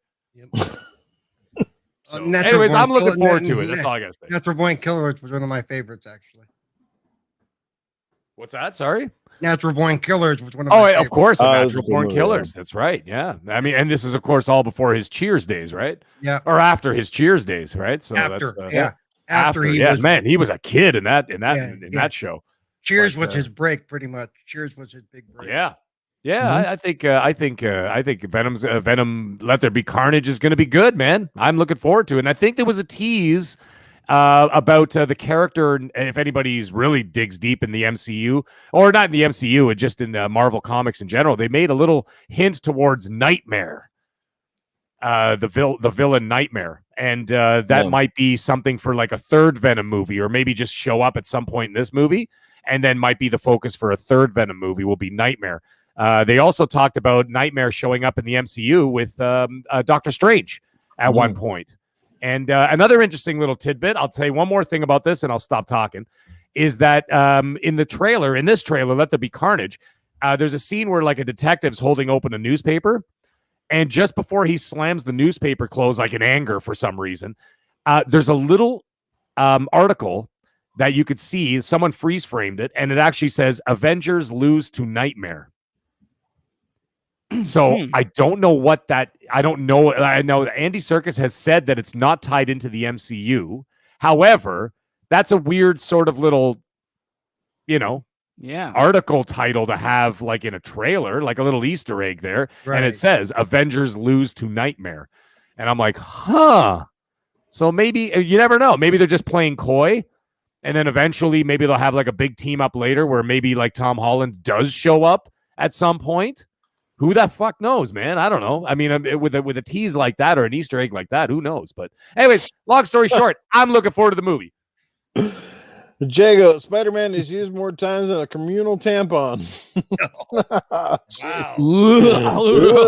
That was a nasty visual right there. Hey, what's going on, Eternal Shaddai? How you doing, man? Yes, we got a great chat here again tonight, guys. Thanks for being here. Royal Boyle, what's up? Timothy Dukes and Assassin Loop is still hanging out with us here. Jesse Darby's in the house. Joe Dunmore, Chef Trouble is hanging out with us. Assassin Looper, I think I already said that. Yes, great crew tonight, guys. Indeed. Jack Chaos, what's going on? Glad you be. Hey, Princess Zelda's in the house. What's going on, Princess Zelda? Glad you can be here. The Wazo Gamer, Kylo Milo, yes, the Doctor, Spider-Man 356, Phantom Crack, and the list goes on, guys. You're freaking amazing. We love you guys. MVPs. All right. Well, any further thoughts on the Venom? Like I said, I like to mix it up. I didn't get to say anything. Oh, go ahead. Jesus, my bad. Wow. Well, then raise your fucking hand. I'll raise my hand up your fucking ass. Wow. And Dragos Corner has begun. It's going to be good tonight. Go ahead, Paul. Have your thoughts on it, bro. Stoking the flames. I got to say, I haven't watched a new trailer. And I just thought the first Venom movie was okay. But even at the end of that, I thought, boy, they could really do some great stuff with this character. Yes. Because it was a setup movie. It was definitely a setup movie. So... and so I know that going in a lot of times to movies like that this is to set stuff up. So I wasn't expecting, incredible shit. But I am looking forward to the new movie because I like the idea of the Venom character. I like what he does and all that stuff. So I'm looking forward to it. That's all. Incredible shit. Did you just hear me fart? Yeah, I was just about to type in the private chat. I was like, did Noof just drop a double little mini fart? I heard a. Did he fart again? Oh, yep. Geez. I heard it. I heard it loud and clear. That was a wet one, too. Jesus Christ. That's Cerebral Paul. It was incredible shit. Jeez. Cerebral Paul's talking about Venom. I just hear. Phantom cracking again. And he timed that fucking sentence perfect. Incredible shit. You didn't even hear me. Wow, you were like psychic over there, Paul. Wow. And just so you know, guys, it's not the second time. He did this on Sunday morning, too. Oh, for the love of Christ. I didn't hear that. Oh, for the love of God. Oh, shit. Keep going. The floor is yours. I can guarantee you they sound wetter, too. Okay, I'll say it. He needs to go change his pants. So I was going to say the floor. You said the floor is yours. I mean, you better check your floor, Noof. Yeah. There's a reason my cat turned around. There you go, Royal Boyle gaming after Wow. parts. Fantastic. Oh, shit. Oh, Christ. So Venom. Yeah. No, I think after that one is a little more Carnage. No, I think. Oh. Yeah. Yeah, I was done anyway, and now I really am. Wow. You guys like to come to my house and smell my Carnage cavern? All I gotta do to fuck with Paul in my corner is just lay a big one in the middle of his range. That's it. It gets him right off. Now we know what throws Paul off. A good fart. Hey, at least do something. Hey, honey, come down here. You got to smell this. Yeah. Get that G fuel working there, Titan. I dropped one at work today. It was pretty funny because we're all wearing masks, and the mechanic was walking by, and he had his mask on. He could still smell it. I said, it's pretty potent when you can smell it through your fucking mask. That's fantastic. That's what I've been loving about wearing masks at work. Hey, everybody's wearing a mask at work. You can fart at will. No one could. Perfect. But I mean, Noof, if you're permeating masks, that's like a superpower. That's like you're like an X-Men of asses.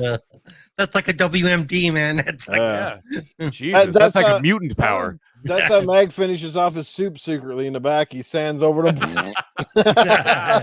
Kylo Milo. I thought Mag was the old fart. Yeah. Oh, nice. Oh. Very nice.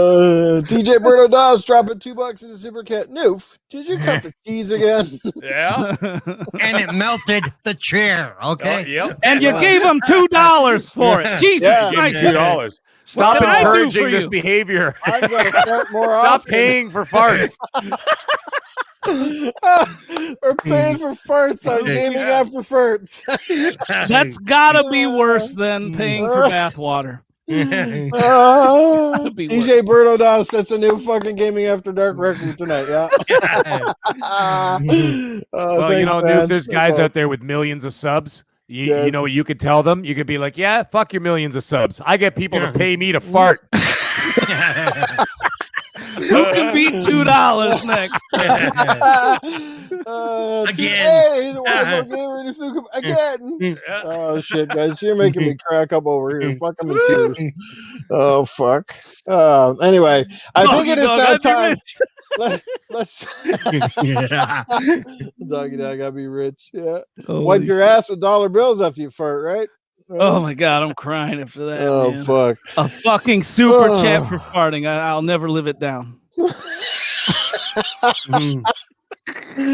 Oh fuck. All right. It is I think we had enough of the Venom talk. Let's get on to another potent conversation. It's time to bring in Dragos Corner. Titan Here we go. Drago going up on one-on-one versus Cerebral Paul tonight. Now guys, do you want me to do the timer or just leave it as is? It's your call. Yeah, you can do the timer. We'll try it out this week. All right. So everyone, if you don't know yet, this is my new segment where I will call out this time. It was a response from Twitter that Cerebral Paul took up. So it is going to be me versus Cerebral Paul in 3 rounds of verbal assault. And at the end of every round, the chat votes who won that round. We'll tally them up at the end of 2, maybe 3 rounds, depending. If someone gets KO'd in the second, that's a possibility. But anyways, we'll add them up at the end and see who wins each round. All right. Do you guys need to play paper, rock, scissors? See who goes first? Nah, I'll let the host go first. Host, you go first. All right. Well, before we start, I thought I sent out a challenge request on Twitter, but I guess I was wrong since Cerebral Paul answered the call. Hey, Cerebral, I gotta ask you, Cerebral, who's in that pic of yours, man? Who's tickling you, man? Who's Your tickling mother. Are we started? Because I didn't start the countdown. Yeah. Start the timer. All right, here we go. Starting officially, Titan. You're on now. You got. Paul, I gotta know, like, how old are you, man? Just real quick, like, how many years have you been, cerebral yourself? Let's see. When I first met your mother, I was. Just answer the fucking question, Cerebral. What? You're jealous? How old are you, man? It's a simple question, not rocket science. It isn't. Okay, let me see. Carry the 2, move the 6, Jesus Christ. All right, I'm going to call you 50 or something. Anyways. That does not count towards my time, Noof. Him fucking trying to figure out how old he is, all right? So, Cerebral... Cerebral Paul actually just shakes a lot because he shoved his controller handle a little too far up his bum one night, and his controller became a suppository real quick. All right, that's the background behind Cerebral over here. And Paul, I gotta tell you, man, I'd be shaking too if every step I made my controller rumble in my ass. I'll tell you that right now. All right. You just gotta wait for those. You gotta wait for those batteries to die out, man. For God's sakes, have the doctor in the chat remove that thing. That's okay, because every time I move, I do better smite than you do. So, or my ass does. So, that's the way it works. It's your time, Cerebral. Keep going. All right, Paul, keep going, man. You're on the clock. I'm on the clock. Okay, Titless Drag Queen. That's your name, right? Jesus. Look, I'm gonna put the comment back in the sense. I've been listening to you tonight. The closest thing you put in the comment back in the sense is when you take your tracks from comment on your Spotify and you put them in your 50 cent folder. Okay, that's as close as you fucking get. I mean, you're talking a bunch of 2025. Yeah, you don't know what you're talking about. Yeah, the only thing you know what you're talking about is what kind of food you ate yesterday. And even then, it was probably crap anyway. So, Did you have your mommy make you breakfast this morning? Does she still pick out your clothes? Oh, yeah, and by the way, she told me to tell you that on your way home, stop by the store. She needs more milk. I'm just saying. All right, that's the end of round one. First round, guys. Who do you think takes it? Like I said, if the timing is throwing you off, just do your thing and just kind of call it after a bit, because I don't want to screw you up. Just let me know. You want me to time the next round or no? Yeah, it's hard for me to track time. It's hard for me when I'm. Well, just let it go. Yeah, if you hear a silence, we'll call it. I'll watch it in the background. If you guys start rambling on for if it gets kind of wacky, then I'll just kind of you know what I mean? But yeah. Oh, look at all those Titans. Roughly 30 to 45 seconds. Y'all gonna die. Y'all gonna die. Okay. Titan. Oh, Titan. Oh, Titan. Welcome to Dragos Corner, Paul.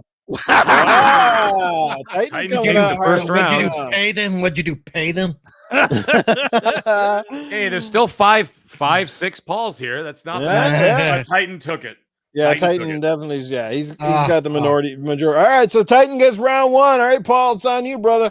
You got to come back strong. There'll be no round 3. All right, we can do round 3. Here we go. Let's go. And the floor is yours now, Paul. I know. Hey, shut up. Good God. Holy crap. Wow. It's like trying to get a word in edgewise here. Jeez. So I just, I don't know where to start. Yeah. They're all voting for you, probably because they're scared of you after last week when you're crying like a baby. Oh, you didn't vote for me. You didn't vote for me. What the hell, dude? Seriously. Either you're funny or you're not. And in your case, most of the time you're not. Okay. There you go. I mean, let's just go with it there. You probably rewrite some of it. You probably pre-write a lot of your jokes and probably reuse a lot of the same ones, Oh, now we're going to get a super chat in the middle of my time. What the hell? That wasn't a super chat. That was just a response. Still, you put it up on the screen. It distracted me. What do you want, his guy? Angry Paul is getting funnier. I'm going to start going after other people around here in a minute. Hey, Noof not in this corner. Yeah, right. Yeah, Noof, you got to put up with me on Sunday morning, though. So, that's how that's going to work. I don't know. That's all. I'm so distracted this round. All right, let me have at this guy, because you know what, Paul, you lost in the first round because you can't remember how old you are. Okay, I'll tell you that right now. All right. More on Paul's suppository, though. I got some more on this story. Because to me the funny part is, Paul actually likes it. Because for all we know, we all know one pair of batteries isn't lasting 50 years or so, Paul, right? The trick I want to know, Paul, is like, how do you keep replacing the batteries in your ass, man? How do you keep that thing going? You really want me to answer that? No, but you know what? Everyone is welcome for that mental image, by the way. So someone needs to conduct this experiment, with other cerebral palsies, see if they have controllers vibrating in their asses. You know what I'm saying? Everyone needs to, within a year, fucking cerebral palsy will be renamed to anal reverberation. We'll call that the end of round 2. All right. Who do you think takes round number 2? Get your votes in for round number 2. Round 2. I'm going to put round 2 in the chat so we know where the votes start coming in here. Good idea. All right. So there you go. I put in round 2. So guys, yeah, just there you go. We got one poll. All right. Tie. Paul. We got 3 polls. Apparently they like it when I get angry. Apparently they like it when I get angry. 4 Titans. Paul again. Titan. Paul. Assassin. Keelan, a heart doesn't count. Lupa's not fighting today. Yeah. Looks like Paul. Round 2. Looks Game like filter. Paul spelled with a U, not with a W. Paul. Let's give round 2 to Paul here. Paul's taking it. Yeah, no. He took it like 13 to 7. Yep. 13 to 6. 13 to 6. Wait, look at what the White Hole Gamer put. Yeah. And who has cerebral palsy says they don't claim me. We're gonna give this one to Paul. I guess Angry Paul swear at Noof Nukem gets more. All right, there you go. All right, we're gonna give it to Paul. I think people just like the showdown. They like to see it go through round. All right, guys. So here we go. Round number 3. I'm gonna reset the clock. Let these guys go at it. So Titan, I guess it's back to your corner now. For sure. You know what? And I gotta use my moniker here. You know what? Let's bring the common back to sense real quick. Let me get in my own corner, and we'll let the trash talk when it's Paul's turn, okay? But you know what? Imagine before they had wireless controllers. Paul started out, sticking a joystick up his bum. All right, that's easy enough even for a virgin, right? But then he upgraded to the NES controller, right? Then there was, there's only one wire hanging out of his ass. And then controllers started getting bigger, right? We're talking like Sega, like Super Nintendo. Paul, how in the fuck did you get that trident of a Nintendo 64 controller up there, man? You must have really wanted that rumble feature, right? And you know what this battle reminds me of is when Ivan Drago killed Apollo Creed, aka Cerebral Paul, when he's twitching on the canvas. My only reply to you, Paul, is if he dies, he dies. Have at it, Paul. For somebody who talked about putting the coming back in the sense, most of the controllers you name had no vibrating ability. If yours was vibrating, that's because you had the shakes. Okay, so that all made no sense at all whatsoever. Okay, it's right there. It's gone. But let me tell you, my mother listens to the show. She listened to the show the first time it was on when you were doing that, in future generations, Cap, or in the next generation, whatever it is you used to warble in our ears. And she noticed that every time you would do that, her earbuds would vibrate madly. So if anybody ever asked you if you can make a woman orgasm with your voice, say yes. Oh my God. I don't think I wanted to hear that. And to this day, one of our earbuds is still stuck. It hadn't come back out yet. So and it's because you stopped doing that part. So I gotta vibrate it out, eh? Yeah, that's it. Yeah. There you go. That it? Okay. Yep. All right. Let's call it. By the way, see, Titan, I would have used something like this. Looking at the picture of Cerebral Paul and that big grin on his profile picture, that is the time he took that picture when he stuck the Commodore 64 keyboard up his ass. Oh. And now he calls it the Commodore. He calls it the Commodore I'm your whore. There you go. Oh. My whole 3 rounds is about sticking things up his ass. Well, it sounds like you've been taking pages from the doctor. Yeah, right. You're a little distracted by my chat. You're a little distracted by my ass, and I'm not trying to take that. Well, I mean, you got it right there in the middle of your profile picture. Oh. All right, guys. All right. Let's vote. Here we go. Round 3, guys. Try to just keep the votes as like Paul or Titan as opposed to the comments. Here we go. Round 3. Absolutely. All right. Put Paul or Titan. This is for all the marbles. All the marbles, guys. Paul or Titan. Make it easy to read out here, guys. Keep your regular comments off. Okay. Got one from Doggy Out for Titan. Draven Arrow says Paul, so we're 1-1. The doctor just loves all the butt play jokes. It's 3-2 Paul. Yes. 4-2 Paul. 5, 6, 7. 7-3, 7-6, 4, 7-6, 9-6, 9-6, 9-7, 10-7, 11, 12, 13 Paul. Gotta give it to Paul. 8. I think we gotta give it to Paul. Yep. Call it a wrap. Paul wins. There you go. Cerebral Paul 16 out. Wow. Well, he just I think you did that 10 minutes ago there, Noob. Paul literally squeaked one out of his ass. No, you did. No, you did that. That was all you. Excellent. We got a second thumbs down too. Whoever farted. Someone fart again, please. Get the ratings up. There we go.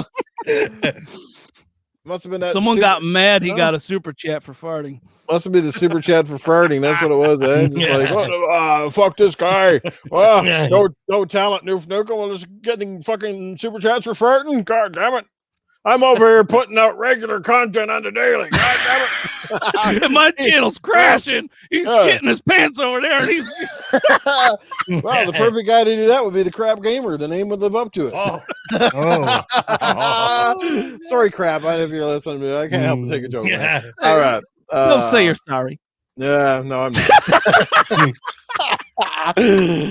Shit. There we go. Oh, fuck. This show is awesome. All right, guys. That was fun. That was a lot of fun, guys. There we go. And yeah, that's the way we want it from each and every week is when we do the rounds, just try to keep your regular comments just out so it makes it a lot easier for us to actually count up the votes, that sort of stuff. So there you go. Doggy Dog says he would come on for a farting contest with Noof Nukem. Well, that one might be the first ever fucking video game podcast with a farting challenge. That would be hilarious. Or gross. One of the two. Any female viewers we had going are now gone. Well, you got to know, at our age, too, especially middle-aged game guy can probably attest to this. You can't always trust a fart. You know, it's just, you know. Looks like I missed a super chat from the Lonzo Gamer. Oh, shit. Let me go back and see where that was. Anyways, good round, Cerebral. Man. I tip my hat to you, buddy. Shit, sorry about that, Wise Old Gamer. I did miss a super chat. I tried to get to him, but the chat was scrolling on by. I don't even know what you said. Don't just type out what you said again, and I'll read it out, man. Just type out what you said because right now I can't go back that far. Apparently, Noob had to drop off to wipe out his chair. Yeah, I was crying too much from the farting, so I missed a few things. Yeah, I guess you're right, Spider-Man. Shit, it's like who wants to beat up on Titan this week? Oh, all right, man. If you're still here, just drop it, and well, not the farts, but the super chat. You don't have to donate the money again. Just type it out, and I'll read it. Say what you want to Titan. You don't even have to say how fucking old you are. You'll win. Right. Anybody, I make no secret of how old I am. So, shit. Man. I am 54, ladies and gentlemen. I knew you were a 50-something. I was gonna try and come up with a joke about your age, but I couldn't get it out of you. No, that's because the N64 controller is still up there. Oh shit. All right, let's talk about apparently Sony has been talking about basically revamping or remaking the PlayStation 5, which is, we're not surprised that companies will go out and retool their console.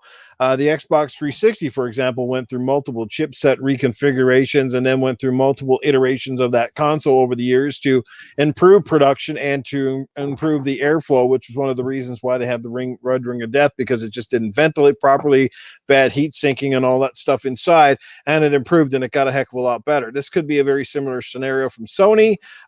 They're saying, they're expecting shortages to continue probably well into late 2022. People are still having a damn hard time to get them, and part of it they're saying is because of the semiconductor or whatever stuff, the chip shortages and things coming out of Asia. So, do you think we will see another iteration of the PlayStation 5? Do you think it's largely based on what they said, or do you think there might be some other reasonings why here? Who wants to have at this one? Me. Go ahead, Mac. They're full of shit. Thank you, Mag. That was going to be my first words too. Took it right out of my mouth. I had to jump on this like a fucking panther. Okay, they are full of shit. Like, guys, tinfoil hat time. Okay, put it on. Put it on real nice and tight. I had people unfollow me on Twitter over this last night. Hey, let me tell you something. Not the rubber, Titan. Don't put the tinfoil. God. They're lying. What they're going to do is this.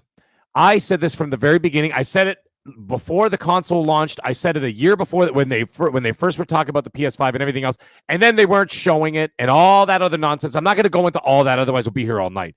But let's fast forward to this. I still think that even though I'm a PS5 owner, Noof, you're a PS5 owner as well. Okay, I think that what they did is that this is like a patched together Frankenstein kind of console.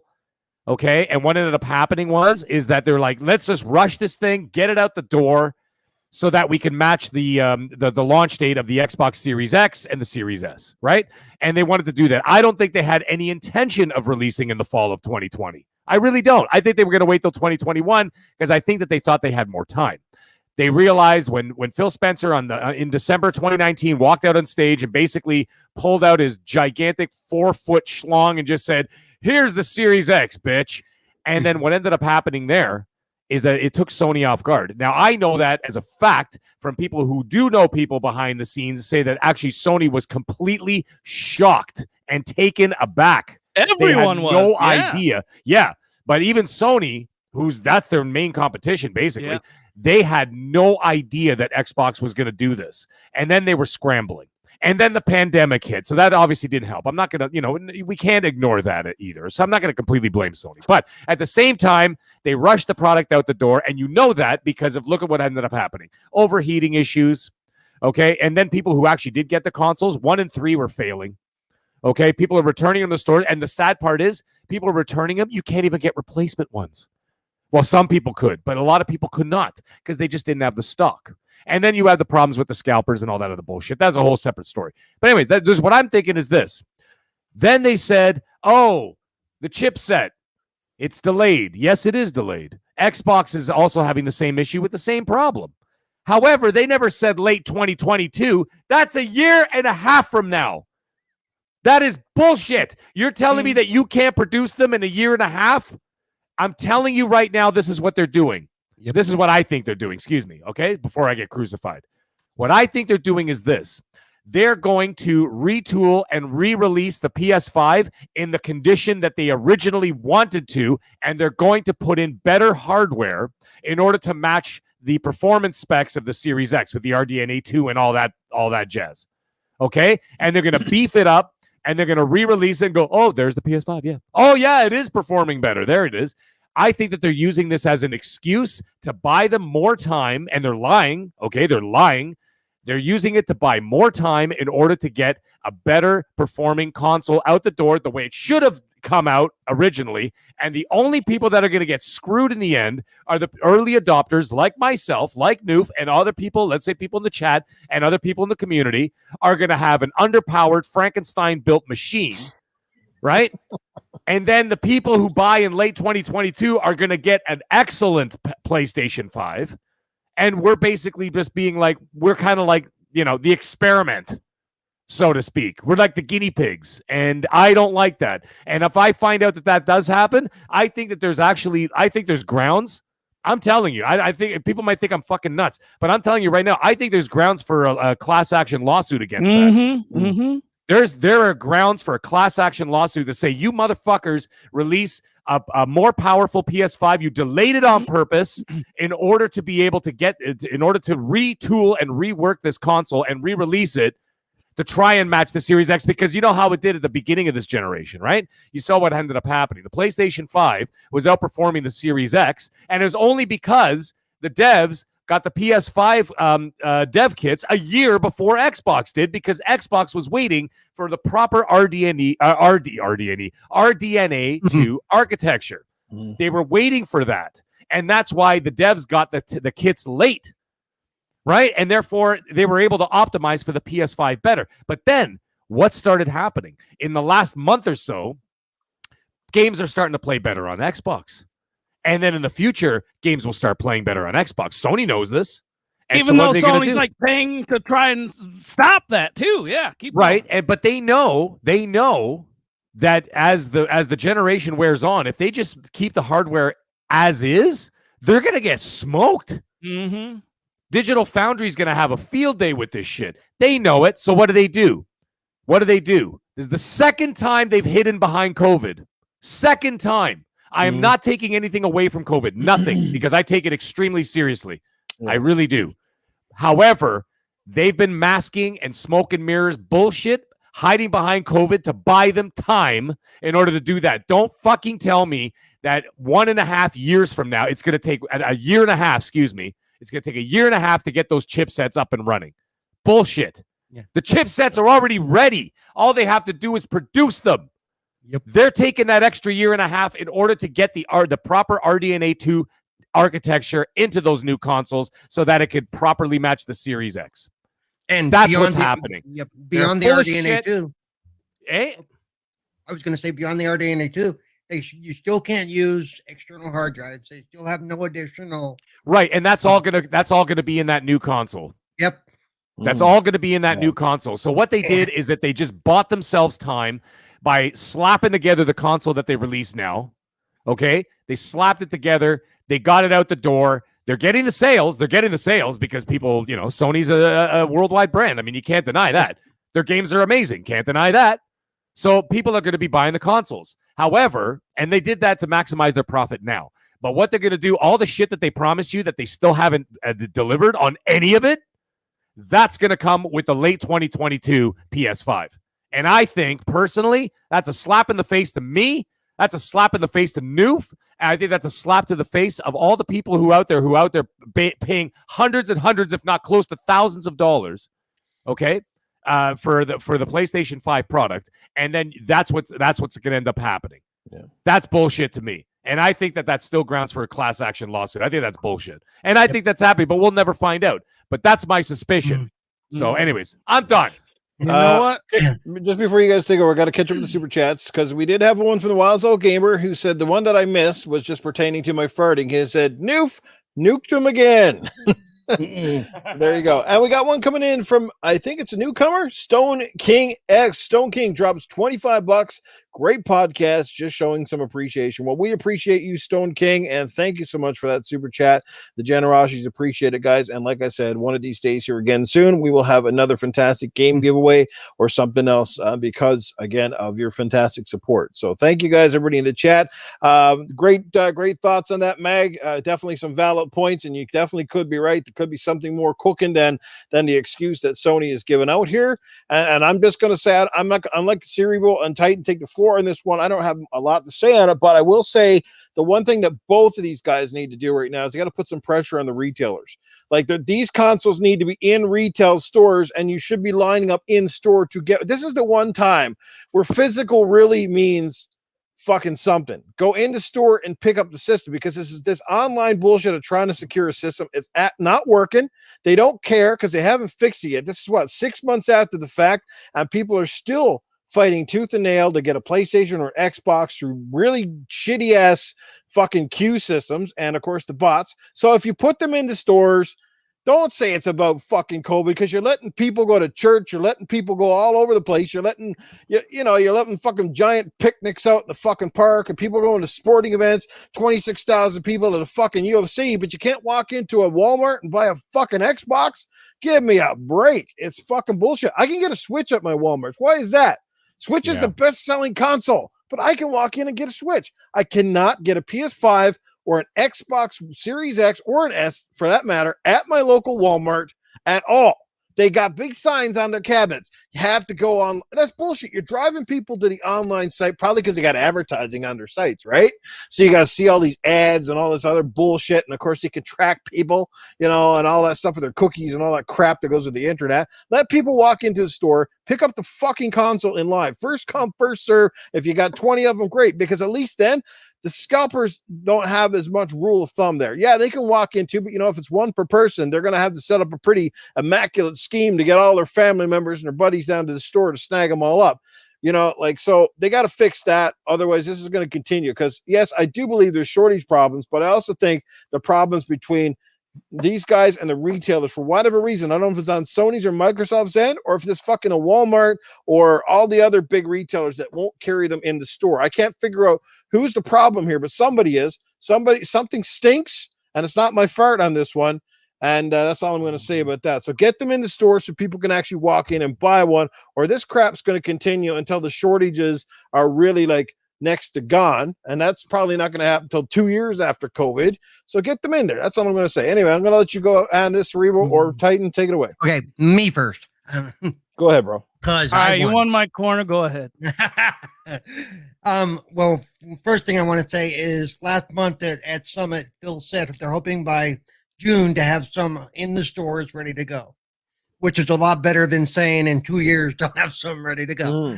The other thing is with the Sony thing, you don't announce, hey, we're going to revamp the console 6 months after fucking release.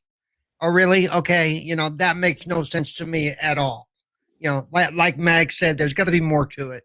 And some of you on this panel, I may have said it when I was first on the show, because I think I was on the show before the launch, that Sony was not ready for prime time when they released this console. And I've been saying that all along. And so this really doesn't surprise me. But, the Sony fans are all like, no.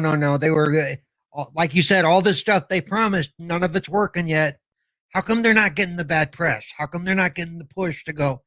Because if this was Xbox and our external hard drives still weren't working, or our additional storage still wasn't working, oh, man, we'd be getting it every day we turned on Twitter. But Xbox can't make their shit work. Yeah. Well, guess what? Sony's the one who can't make their shit work right now. I just don't get it. I don't get why they felt they had to be pushed to release if it wasn't ready. Why didn't they just say, hey, look, we're not ready to go yet. We'll meet you next Christmas. Why did they feel they had to go up? Why do they always feel they have to go up against Xbox? Because they didn't want Xbox to get the momentum. As simple as that. I'll tell you what. Just a week difference is like all the difference in the world when it comes to new generation of consoles. If they went a month, it'd be, oh my God. Remember the 360 release? It released so far ahead of the what was it, PS3 at the time? Yep. It released so far ahead. Xbox owned the market until the PS3 came out. For what? For how long was that? Like nearly a year. Yeah. It was a big launch. Sony, this is the worst they learned mistake. From their mistake. Did they do it well? Did they learn from their mistake? Not really. Well, they learned from their mistake, but did they execute it well? No. Did they adjust for it well? Not at all. Sony's price was a bigger mistake than the year launch after. The price was a killer for them. Oh yeah, the price. Yeah. Remember, the price was stupid.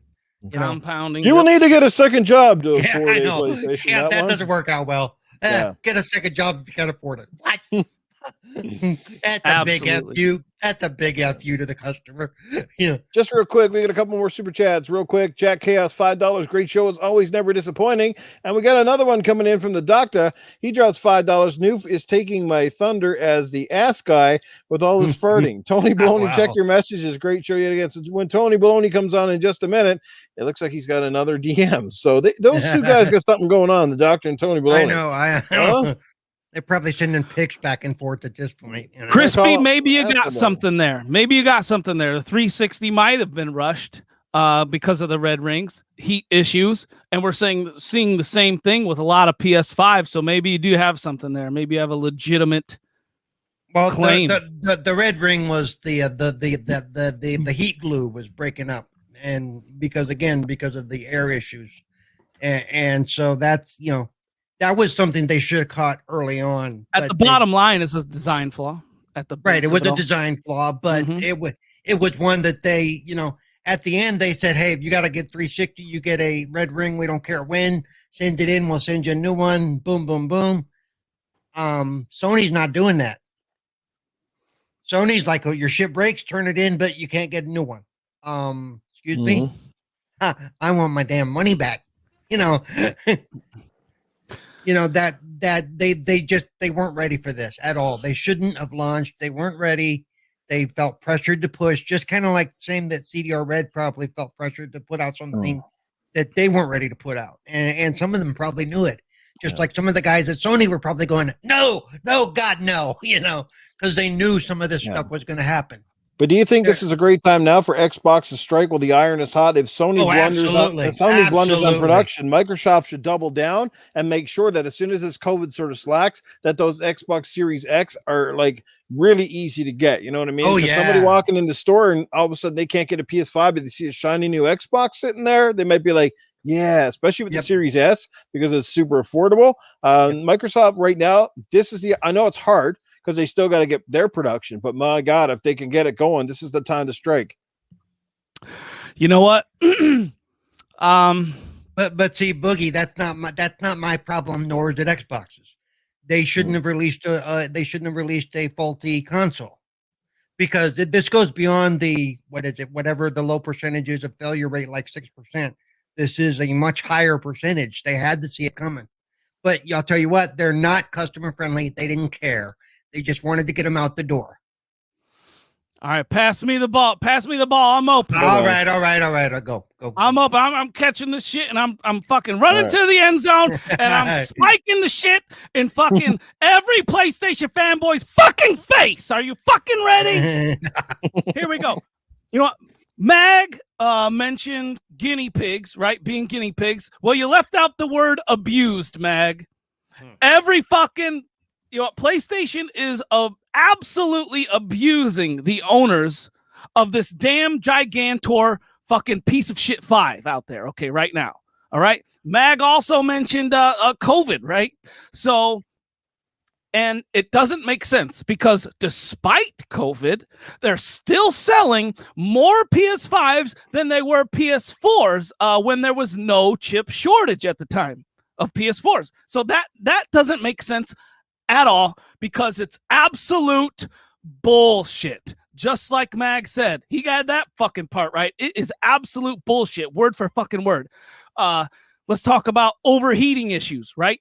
Insanely loud buzzing, no M.2 drive solution. You need a fucking screwdriver to even fucking put the shit in the vertical position, let alone get to the goddamn M.2 drive. All right? Fucking design. Terrible. Motherfucking design. Let me tell you something that you already know, chat. PlayStation and Sony, they're masters of marketing, right? That's something you already know. And they don't play by the rules. They have no scruples. And this right here is the biggest blanket covering up of the ugliest stain on the floor you have ever fucking seen, okay? That's what this whole fucking situation is. They're throwing a carpet fucking rug over a big ass murder blood stain in the middle of the goddamn room and selling the goddamn house. That's what they're doing. Fucking so people out there believe, right? If they believe Sony, then they believe this, that Sony is making the die 1 nanometer smaller. 1 nanometer. Okay, you think it's gonna making that shit 1 nanometer smaller is gonna be able to produce, an insane amount of more consoles? Well, I did the fucking math for you. Okay, it's called percent change. Now the percent change per die. So we went from 7 nanometers to 6. So 7 minus 6 is 1. Now you take that 1 and divide it by the original amount of 7. When you do that, you get a decimal of 0.142. Now to convert that decimal, you multiply that times 100. And you end up with a 14.2% change in the metals needed. So every 100,000 consoles made, they can make 14,000 more consoles. Do you think, chat, let me know. Do you guys think that that's going to fucking change anything? Hell fucking no, because this is a goddamn cover-up for the fucking console's absolutely terrible design. Yep. And this will not, and you know what? This ain't even going to fix most of the PlayStation 5's issues. This is essentially a fucking Band-Aid for the temperature woes. And that's all this is, because a 6 nanometer die, what that's going to do is it's going to reduce the heat created by the system. It might allow them to take out the fucking T2000 or T1000 that's in the shit, the liquid metal, right? It might allow them to take that out, which will reduce the cost even further. It'll make the box more energy efficient. Now, you guys mentioned it, but we don't know this, if they're going to add the RDNA 2 features. Yes or not, we don't know that. Right. But you know what? If they do add RDNA 2 features, or to the fucking PlayStation fanboys, RDNA 5 or whatever the fuck they're talking about, fucking, I'm going to tell you what, if they add RDNA 2 features, that is absolutely like crossing the line and spitting in the face of every fucking single person that bought the fucking piece of shit 5, every single person that bought the piece of shit 5 from Sony. Okay? Yep. It's absolutely spitting in their face, because you cannot have a console out for less than a year talking about, oh my God, this shit's got to be fucking remade because this shit is this is Mark Cerny's fucking wet dream of a nightmare. It's just gone all wrong, right? Every fucking thing that he's imagined for this thing about the SSD. It's like none of it's coming to fruition. Also, it sounds like you and doing my rapid pack math. Yeah, exactly. Fucking, and you know what? Most of the issues, like let's take Returnal for instance. That's on the software side. The 6 nanometer die is a hardware solution, not a software solution. So there's so many more problems for this piece of shit 5 that changing the die size ain't even gonna fucking help. All right. Hence that's taking an extra year and a half, dude. That's the fucking end of my rant. Yeah. Who knows? I bet you the one in a year and a half doesn't even look anything like the one we have now. I mean, I'll tell you right now, if they add those new features into that console and they release it next year at the end of 2022 and it's beyond and it's past my warranty, I want a new fucking console from them, or otherwise I'm going to fucking sue them. And I'm not going to sue them for like millions. I'm going to sue them for a fucking console. I want the fucking console. It's going to be, like you said, a class action lawsuit, if anything. Yep. And I'll be right there and I'll sign it day one, because I bought the PlayStation 5 day one. And if they add any new features into that within the first 2 years of the product, I will be there to sign that class action lawsuit. Because I'll tell you right now, I can't be the only person that's thinking about this. Yeah. No. But anyway. Well, let's just say Timothy, if that was Dragos Corner, he blew the wall completely out of that one, of that rant. Timothy's got a good point in the chat. He said they can't add the RDNA 2 without removing all this singing and all dancing SSD, surely, unless they increase the price significantly. But I think you're right about that, Tim. But with the money that they're going to save by not putting in the liquid metal, that may cover that cost, right? And they're going to completely the whole system's going to get smaller, a little bit smaller. It's going to become more energy efficient, maybe a less powerful power supply will be needed. That all goes into reducing that cost, so that could supplement that cost. I'm not sure, but we'll have to just see how it plays out. But good point, Tim Dixon.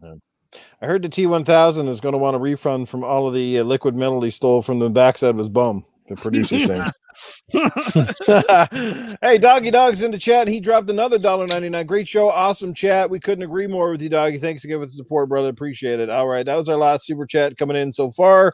We are running overtime, and I think Tony Baloney's in the house. He might be late, but you know what? He's always great. So let's end that rant. Let's bring Tony Baloney in here. Let's get him up on the big screen and all that stuff, and let's see what he's got to say about everything, guys. So here he is, Tony Baloney. Let me tell you something. Tony Baloney is never late. He is always on time, just like Gandalf. Let me tell you something. Get a couple things out of the way. Chat, hit that fart button. Let's get this show going, okay? Now, Noof, I heard you talking about driving the female guests away. I disagree entirely. What I think we should happen is we should invite more females onto the show to have a fart versus queef competition. I think that's a fantastic idea. What do you think? I couldn't agree more. There we go. Now we got a show. There'll be no thumbs down. There'll be a lot of those plugging, but no thumbs down. You know, that's how it goes. So we're just going to bring Paul back for next week, is it? Absolutely. There we go. And then on top of that, yes, of course, we have the Cerebral Paul in the house. Yeah, gaming differently with Cerebral Paul. And of course, in the bottom left, we have talking stupidly with Titan Drago, as per usual. You know, I made the joke once before, but who gives a shit? It's still funny. Titan, speaking of you, let me get something out of the way. You bitching to me earlier, not me. You're bitching to the mag earlier about games of the year, and that he can't have more than one game of the year. Let me tell you something. I got 2 game of the year right now. That's more wins than you've had on Titan Drago's Corner. Douchebag. Let me tell you something.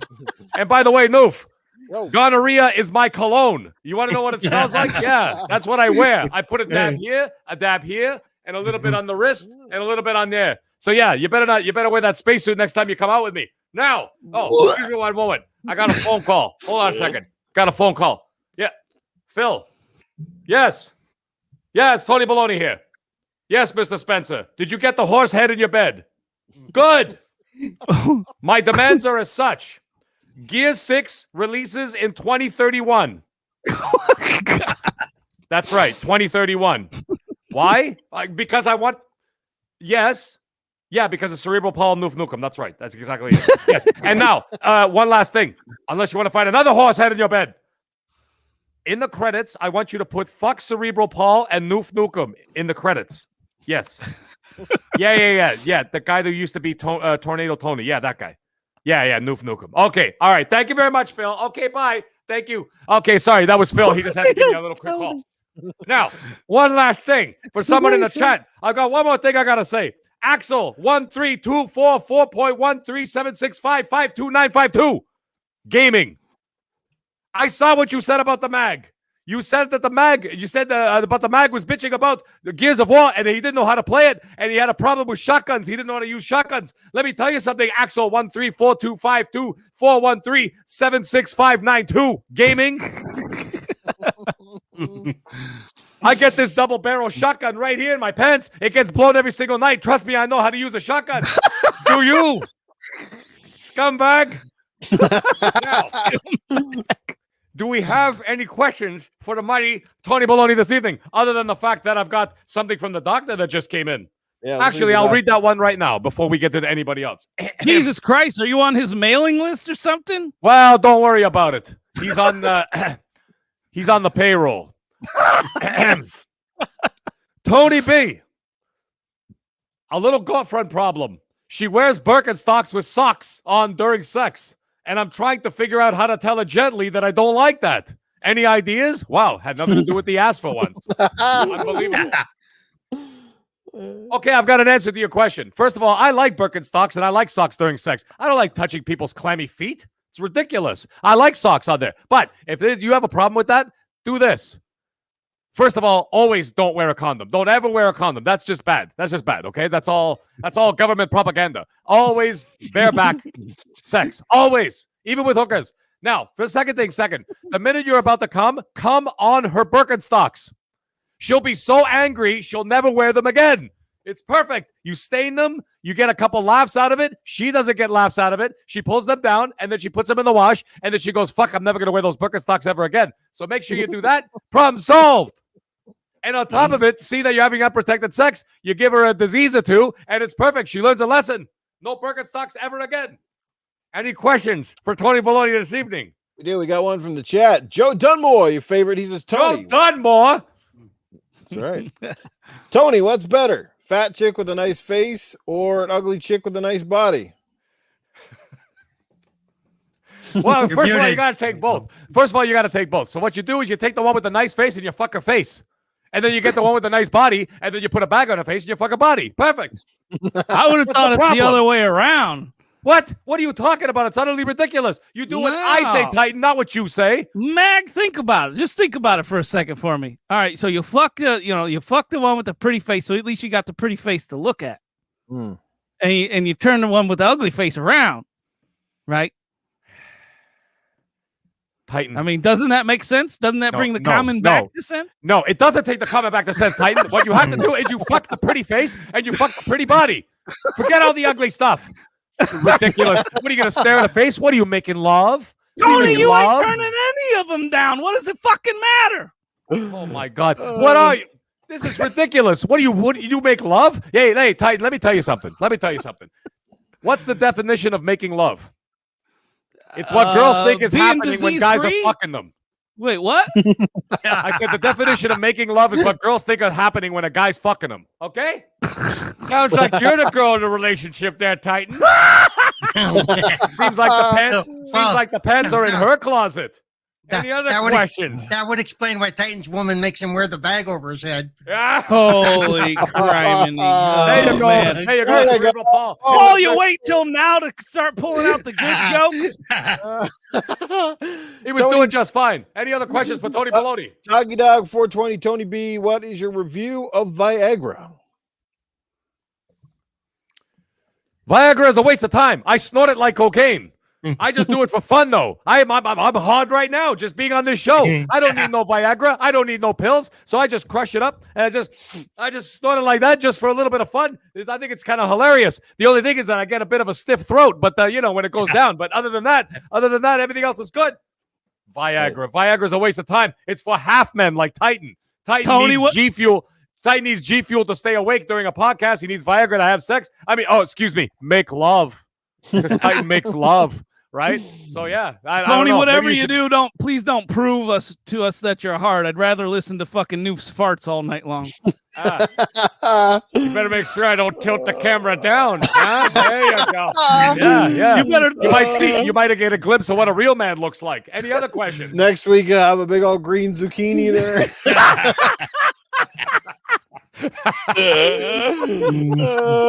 Any other questions for the mighty Tony Bologna before he signs off for the evening? Maybe Chef, let our guest, Cerebral Paul. Maybe you got a question, Paul. Chef Trouble got something added to the grocery list.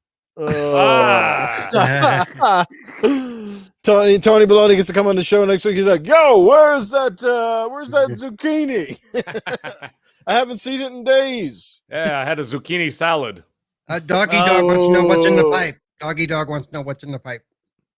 What's in the pipe? The ashes of my victims. Any other questions? Doggy also wants to know what's the most you paid for a hooker? I don't pay for hookers. They pay for me. Any other stupid questions? Legit? No, I think the stupid questions are done right now. All right, guys. Tony Bologna signing off for the evening, and get ready for a whole new episode of Stupidity starting next week, because you know what? With panel members like these, stupidity runs deep. Anyways, guys, it was a great show. We'll see you all next week. Fantastic. All right, thanks, Tony Bologna. Always in fine form. Yes, and great answers, great opinions, guys. Yes, there are no stupid questions. That is right. Just stupid people. Yeah, stupid people. You are absolutely right. Tony, is your last name Bologna because you like hot dogs in your mouth? Wow, who said that? That was infinite. Infinite said out of 3 minus it. Yeah, him.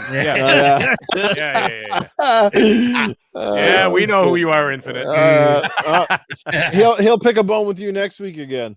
All right. Well, let's end the show, guys. We're 15 minutes past our usual 2-hour run date, but this was another fun one. Fantastic segments and great heated topics, and certainly an epic Titan rant.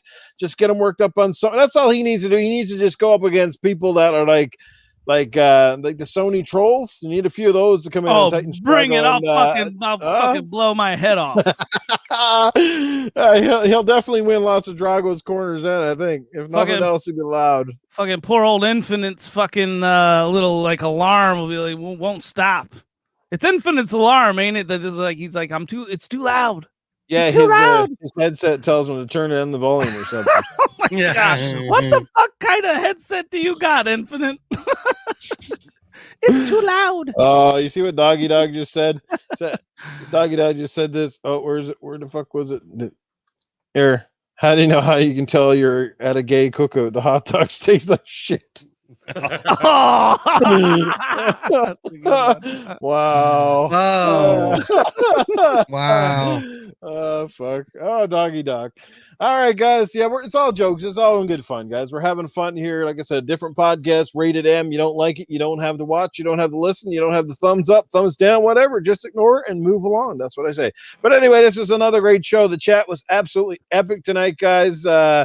Royal Boy, awesome show, guys. My son kept saying, Dad, I can't sleep. Why are you laughing so much? That was great. Assassin Loop, another one. Yeah, we love you guys too. We're glad you guys are really enjoying it. We can tell, as Titan said many times, by the emoticons in the chat and the LOLs and the laughs, you guys are really liking the show. So that's the main thing. As long as you're digging it, we dig bringing it to you each and every week. We'll be back again same time next week. So let's get out of here. Let's start with our guest, Cerebral Paul. Cerebral, let people know where they can catch up with you, sir. You've been a pretty busy man lately. Yes, I have. Tomorrow, you can catch me on Midweek Gaming with the Stubbs Cast crew. And then on Sundays, of course, you can find me on Noob's Good Morning Xbox for the kinder, gentler Cerebral Paul. That has to watch his mouth a lot. Of course, I'm not the one who slipped up last week. Noob was. So, don't look at me. and if you miss his farts, he farts there too. So you can catch him on either show. And then always yep. Then later on Sunday, you'll also find me with the excuse me. No, I can't. I'm so tired now. I did 2 shows today, guys, almost back to back. So the Flemish Experience. That's it. That takes place an hour after our show ends, or a few hours after our show ends. And then that's about it for my regular stuff. You can find me on Twitter at Cerebral Paul 1, Twitch at Cerebral Paul, Xbox Cerebral Paul 921, and YouTube. I still can't do my regular URL, so just look me up on Twitter and find my YouTube link. There you go. Go check out Paul. Like I said, we look forward to Sunday. But anyway, I'll get up to that in just a second. Let's get over to the middle-aged game guy. Where can people catch up with you when you're not on this fine show? Well, yes, of course, you can find me here every week at 10 p.m. Eastern Standard Time, of course, on Gaming After Dark with Noof Nukem, Titan Drago, and whatever esteemed guest is coming in that week to defeat Titan once again. On Monday evenings at 8 p.m. Eastern Standard Time, you can find me on Primetime Gaming with Mr. Boomstick XL and friends. Of course, you can follow me on Twitter at The Middle Age Game Guy. That's with a GY at the end. On the PlayStation 5, the half-baked version of PlayStation 5 and the Xbox Series X, you can find me at all one word, all capitals, because I don't know how to be quiet. I am the Mag. That's right, guys. We had a great show this week. We're going to have a great show next week. So I look forward to it already. And chat, you guys are always awesome. Thank you guys so much for all your support. We love each and every single one of you guys. And we'll talk to you next week. All right, and getting over to the man who brings the common back to sense and some of the biggest, most loudest, and epic rants in the podcast game, the one, the only Titan Drago. Titan, where can people check out whatever you might be up to? Twitter, right now, Titan Drago. Trying to give away this damn. So I won a raffle. I'm trying to give away this damn fucking PS4 version of fucking Madden 21. But the thing is, most people that come here are Xbox fans, and they got Madden 21 on Game Pass. So it's fucking getting real hard to hand out a fucking PlayStation game. You just want to leave it? Do you want to leave it for next week, or? Yeah, we'll have to do it. Unless because I don't even know how you plan to give it away tonight. You didn't say. No, I messaged someone in the chat. It was Tim Dixon. I was gonna have Tim Dixon win, but he never messaged me back. So apparently it's fucking still up for grabs. He said he hasn't turned on his PS4 in like forever, so it's like collecting dust or whatever. So we would like to give it out to someone that uses it, but Just let me know, Tim, if you want it, it's yours. DM me. If not, we'll give it away next week. So yeah, I'm 1-4 in my own corner, and you know what? I finally understand why. And hey, chat, quit feeling fucking sorry for whoever I attack in my fucking corner. No sympathy points, please. Oh, trust me, yeah, that wasn't sympathy. I kicked your ass. Fucking sympathy. No, this people don't get sympathy. Anyways, this is my outro, Cerebral. Go shake in the corner somewhere, okay? All right, anyway. I just messed with you, Cerebral. Cerebral, man, such a good fucking guy, man. Such a good fucking guy. I love having you in my corner, man. It was a blast doing that with you. And whoever wants to, you know, if you want to go out of my corner, it's always good. And you know what? Odds are you're gonna win. So other than that, fucking my common sense award winner this week is the Wise Old Gamer. This mug fucking went on hiatus from the chat. And let me tell you, man, we missed you. We missed your comedy, buddy. You know, you're fucking gold. You fit in here like fucking gonorrhea on Tony Baloney's dick, okay? It's a match. It's a fucking puzzle. It's a perfect fit. You're the man. And we appreciate having you here. Until next time, let's bring the common back to sense.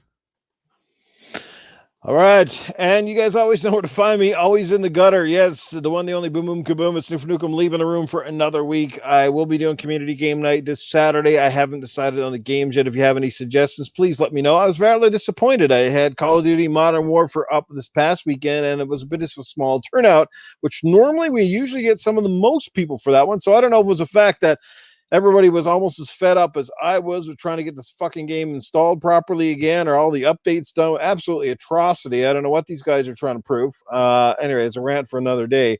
But anyway, we did have a few awesome people. We had a little bit of fun. It was good times. There was definitely something wrong with the server that night as well. But whatever.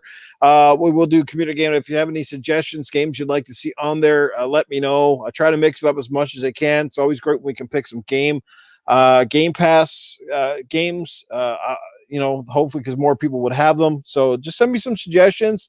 Titanfall 2 is always a great one. The original Titanfall. Halo is always a winner.